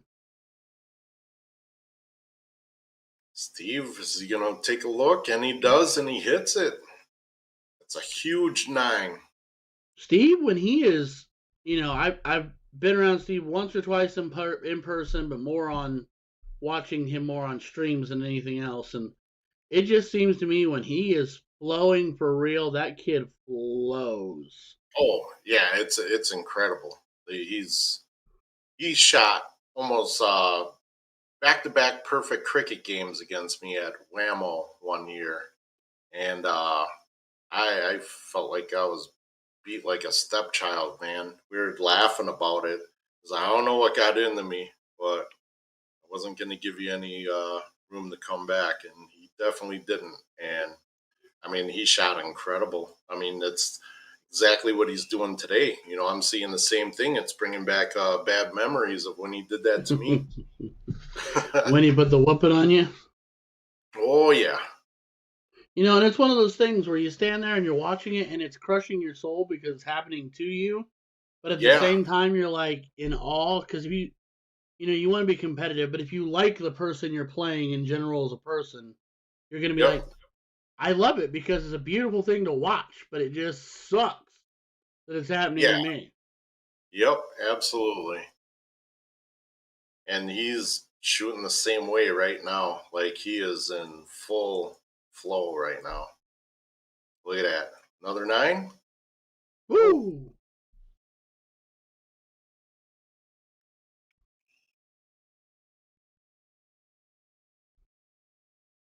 You can never count Matt out, though. No, he's hanging on and he's scrapping and clawing and fighting for everything he's got. Absolutely. He's keeping it tight.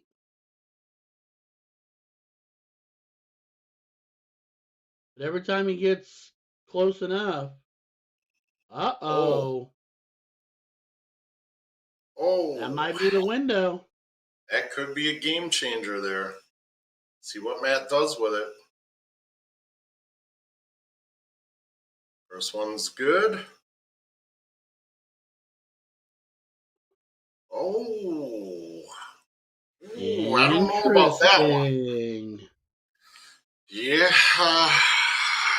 Yeah, I probably would have done the same thing.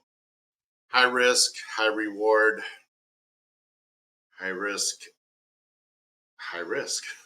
I mean, you survived it. You have a chance still. No damage.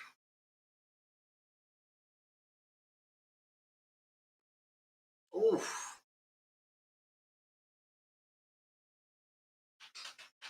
That was a bad placement on that second dart. Do you see a great comment? Go ahead. No, please. I didn't mean to interrupt.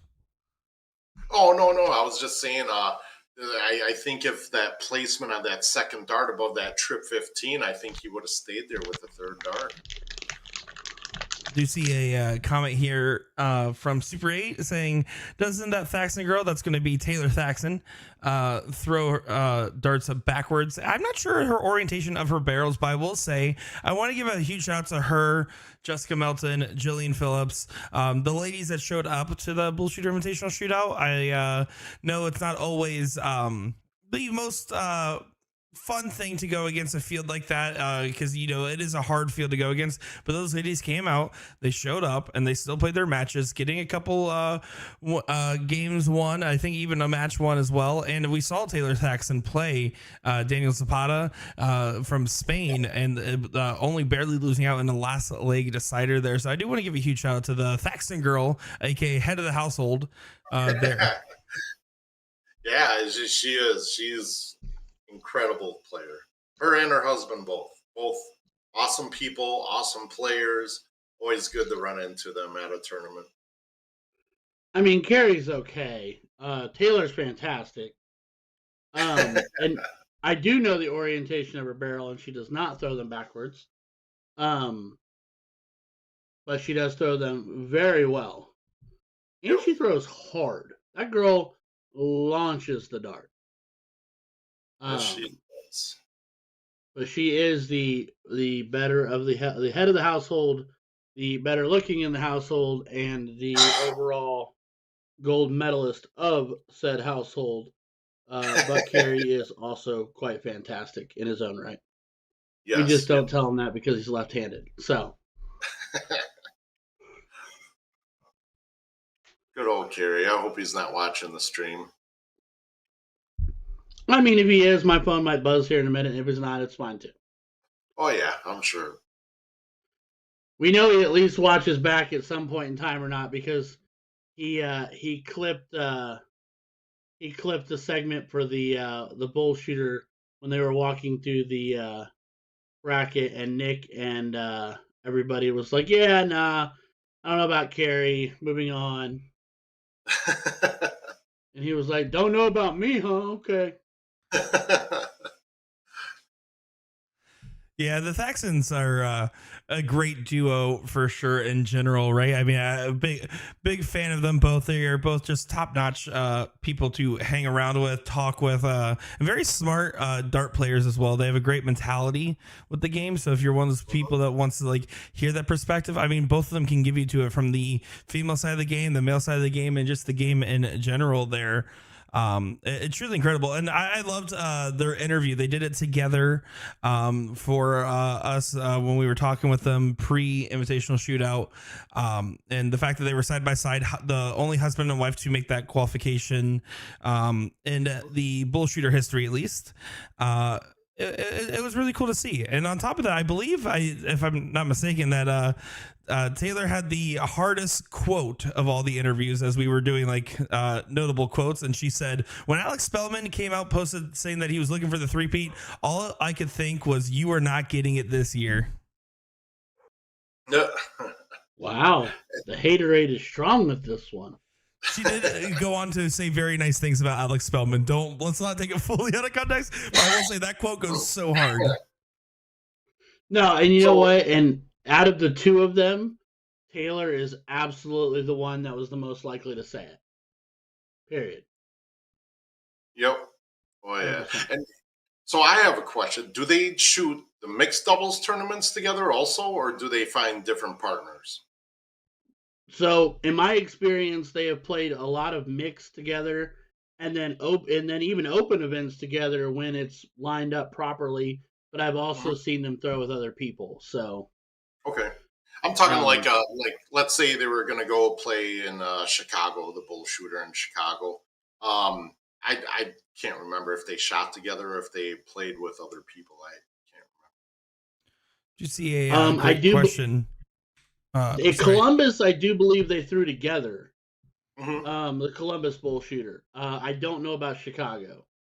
Okay. And because I know that Kerry likes to throw with Hoyne some. I know he likes to throw with MCP, another player from Cincinnati area, and a couple other people. And then I know Taylor's got some of the girls that she likes to line up with, and then even a couple other guys that she'll throw with. But the beautiful thing about the two of them is they're not afraid to throw with each other, regardless of whether it's mixed or open or anything. Because, to be honest, I'd take Taylor over a lot of people.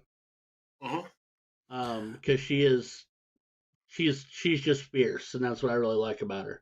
Oh yeah, she has no quit whatsoever. Absolutely. And the reason I was asking is because just throughout the years that I've been playing, a lot of couples, married couples or dating couples that both shoot darts, I want to say the majority of the time they don't like shooting together. So it's very go ahead. I was gonna say that, and that is very common, honestly, because you look at Jake and Hunter Smith, and I remember leading up to the CDI tournament at the Tournament Champions, where it's it was an average pairing amongst the males and females based off average position. And when for that draw, Jake and Hunter Smith were likely to draw each other, and going up to that, we asked them, is that a draw you want? And they both looked dead into the camera and said no. Not because of ability, but because for the sake of the marriage, which I thought was a very funny answer there. And by the way, I do want to ask this question in chat here. We see Heather Henry saying, how do you decide who makes the stream with some big matches going on? And So when we start our day here, we go through, we see what camera packages are currently working out of our locations, and that don't need any maintenance done to them. We then see all the players that are signed up at those locations, and then inform them that they are playing at a streaming location, and also if they were to get eliminated, to make sure to go move off and get someone else on the streaming board, or vice versa. If they're not on the streaming board, try to fill it if they see it's open. And then after that, basically, we watch all those locations in the background here. Today we were watching, I believe, 20 plus locations. And as we're looking at them, I basically look and see which full match is kind of going on. And we just jump around from there. There's no real particular preference. If we do see, the only preferences we see is if we see a final happening. Finals do take precedent over any other positional match, and ideally king and queen seat matches as well. But other than that, I mean, there's not really any particular method to the madness there. It's just seeing what matches are fully available. We also typically stray away from doing too many last chance games unless there's not too many other matches available. So just because it is so brief and the amount of setup time, we want to make sure you guys get as much content as possible. Can you repeat that? Yeah, so basically when we're selecting our matches, that was a long walk for a small drink of water. But you know, speaking of finals, I mean, Matt is sitting pretty here in this tiebreaker. So this is if he wins this game, he is the champion of this bracket. Steve not letting up though.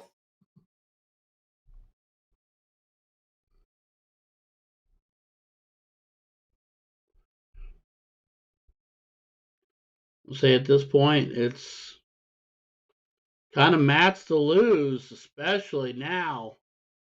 Jeez, he's just going. See, this is the way he's shooting right now is the reason why Garrett told him to sit down.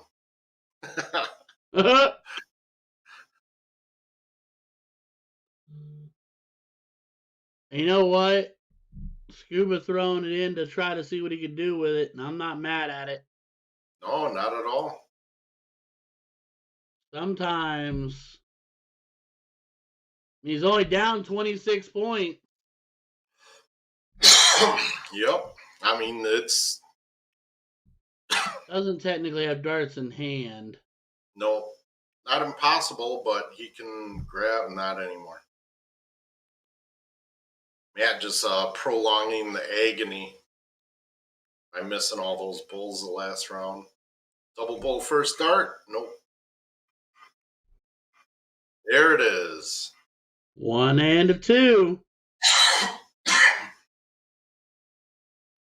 All right. Matt Gaff is your champion of his bracket, winning out over Scuba Steve in a last leg go round. Jumping in the Todd versus Jason here. Jason won the first set and then they ran it back.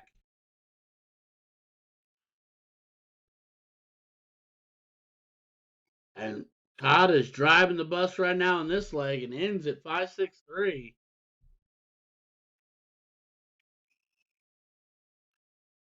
And this is another finals match, correct? Yes.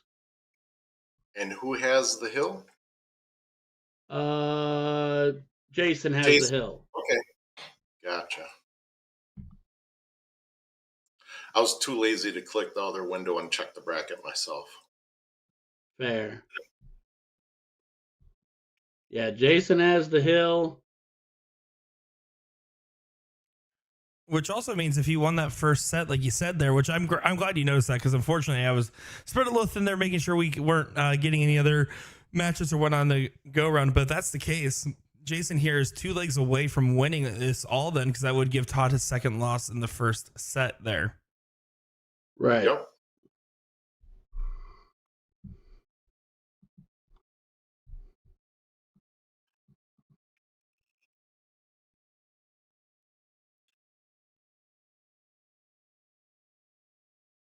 So with that being said, that means that it stays in the race to 2 all cricket format, with Jason still being with the 0 losses. Not for you guys, just for anybody watching that cares. Where's wondering. They all care, Porky. They all care.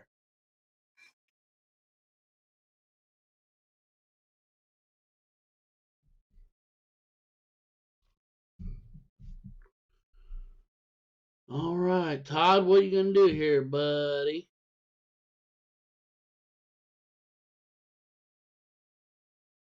Good switch. I agree with that.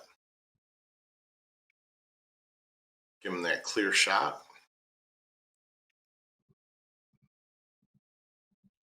And it does look like, for context here as well, guys, this will actually be our last final we will be covering, as looks like all those other matches are just about finished up / finishing up here from our streaming players. And majority of the brackets, of course, are also finishing up, as these brackets run pretty quick for these qualifiers.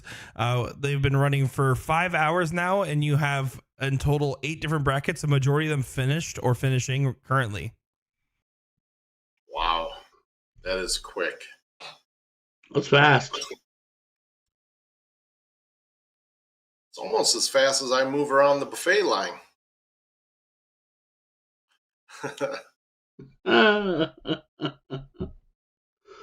Oh, that is fantastic.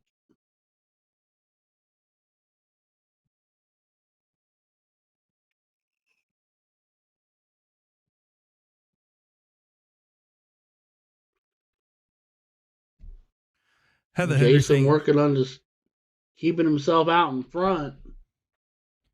Heather Henry here saying, going back to the husband and wife shooting together.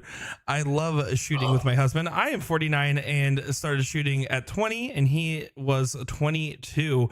Yeah, I mean, and of course there's that other sentiment, right, of like loving playing with your significant other. Yep. And it really says a lot just about that individual couple's dynamic. I know for a fact, every girl I have ever dated, I forcibly said, okay, you're going to be getting into darts now, and I'm going to make sure you get good at darts. And in doing so, ensuring I will always have a mixed doubles partner. I choose that as almost like a, let's go ahead and cultivate this. And in fact, I actually dated a girl once who unironically got into darts.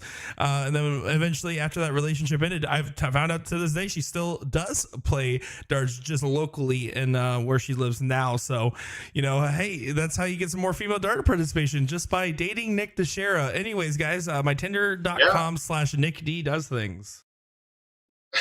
Swipe left. Whoa. Nick D does. Nick D does things. Got it. All right. All I got from that was, if you date Nick, you're going to get good at darts, and then you can leave him. That is what happened. Yeah, that's the tale of the tape. Are you everyone's good? Are you the good luck Chuck of Florida? Yeah. Yeah, I've never seen that, but yes. The Dane Cook movie where every woman that he dates and spends the evening with finds the love of their life next and ends up married. Yeah.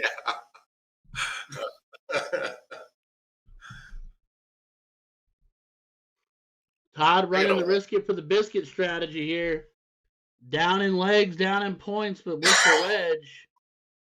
Jason. Oh no. As he throws his hands on his face, you know why. Yep. I do that to smell the food I just ate. 2 darts to close. Here comes Todd. Uh-oh. It's not enough. Nope.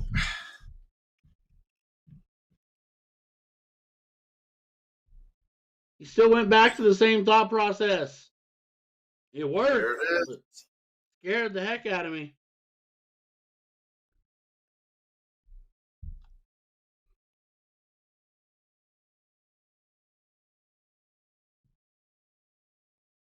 All right. A diddle is what it will be.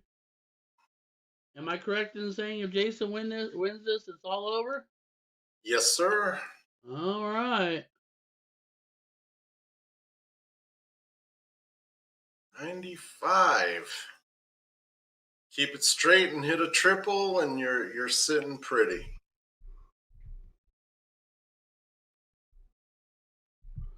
Uh-oh. One more trip 20 to do it.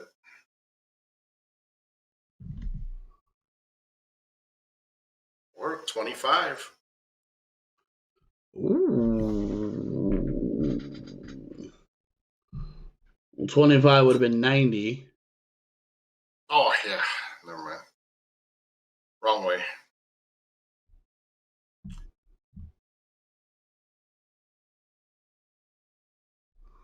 All right. Jason's going first.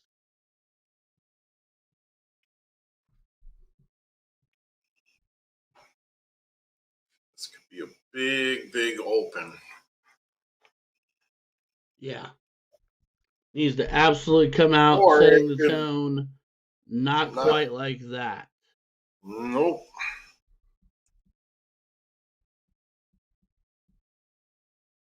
Oh, and he's going to play the close, huh? 18. Oh.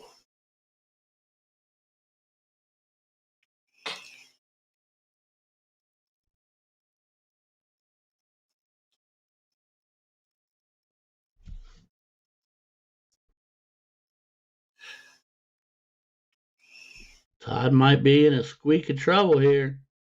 Yeah, I It's still think the so. early going, but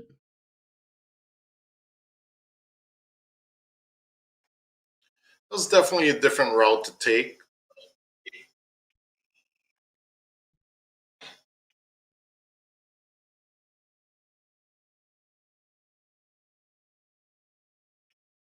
see, Jason's darts are a little confusing because he went down to point, missed, didn't even connect on a single, goes up, grabs the close and hits it, then goes back and gets a single out of it for points. But I'm like, just do your first dart where you wanted to go to begin with. Yeah, I was wondering the same thing when I saw that first one was at the 7 or hit the 7. Nate Bolt here with a great question in chat saying, I know it's difficult to actually guesstimate, but given 9 brackets for men's halfway through qualification dates, what would be a decent finish to make any of the finals brackets? Now, I will say that is because what he points out, it's hard to guesstimate, right? Of course, that is entirely dependent on not only who uses the vouchers and what vouchers end up unfortunately going unused, but also on top of that, who actually ends up still committing after using said voucher.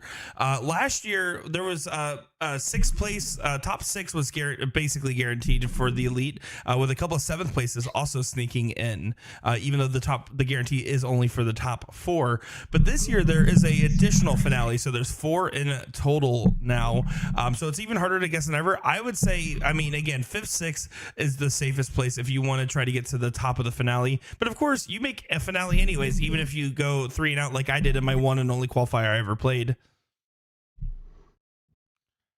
There you go. Yeah, and for the record, if I draw Nate Bolt at this elite finale, I'm going home. Dang. Love you, Nate. Just I was going to say, that's the world according to Nick Teixeira, and then Porky drops that bomb. What I meant was I'm going home after we win it. That's what I meant, Nate. Oh, there's the classic backpedal. There we go. There we go. Nate's a good guy. Another Wisconsin guy. Big darts by Jason. That's that could be the nail in the coffin right there. Yeah, I have a feeling that Todd looks a little frustrated. Looks like he's throwing the dart a touch frustrated. But, you know, hey, he accomplished the goal, top 4, and he's guaranteed in the elite. So, no, 100%. Yeah, there you go. Jason with the win for the bracket.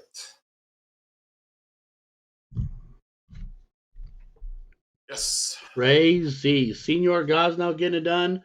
Mr. Hampton coming in second. Mr. Porky. That was good stuff to watch. I'll tell It you. was.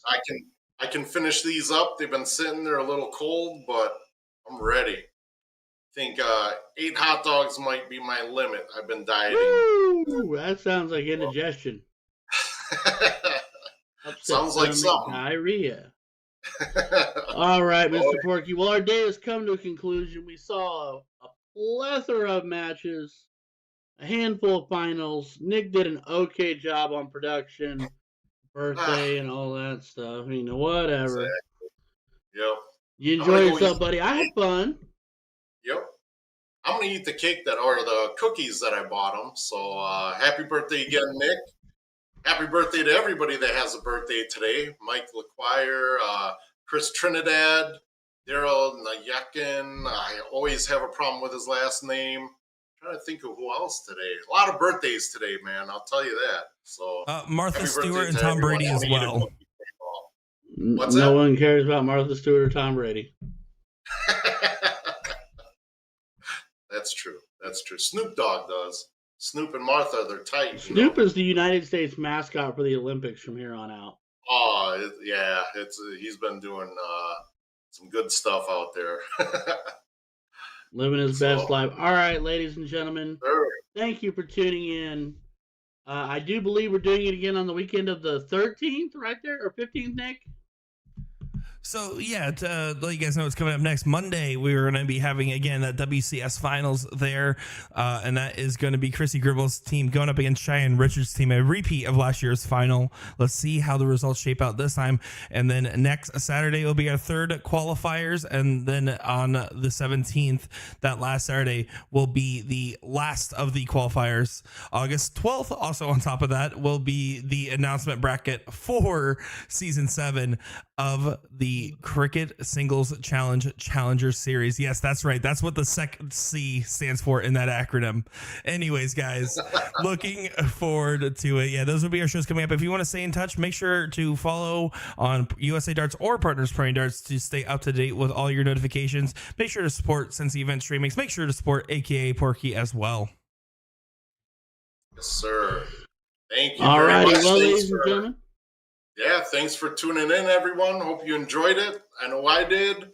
And time to go practice for my CSC Division 2 this year. That's tough, man. Yeah. I'm not good enough for that. So you have fun with that. And Man. I'll gets watch harder you and harder take every on year. CSC too. Yep. All right, Exactly. ladies and gentlemen, thank you so much. We will see you next time. Until then, I am Ryan George. He is AKA Mr. Steve Hilger or Porky. Nick Teixeira in the booth. Always amazing. Thank you so much. We'll see you then. Have a good one.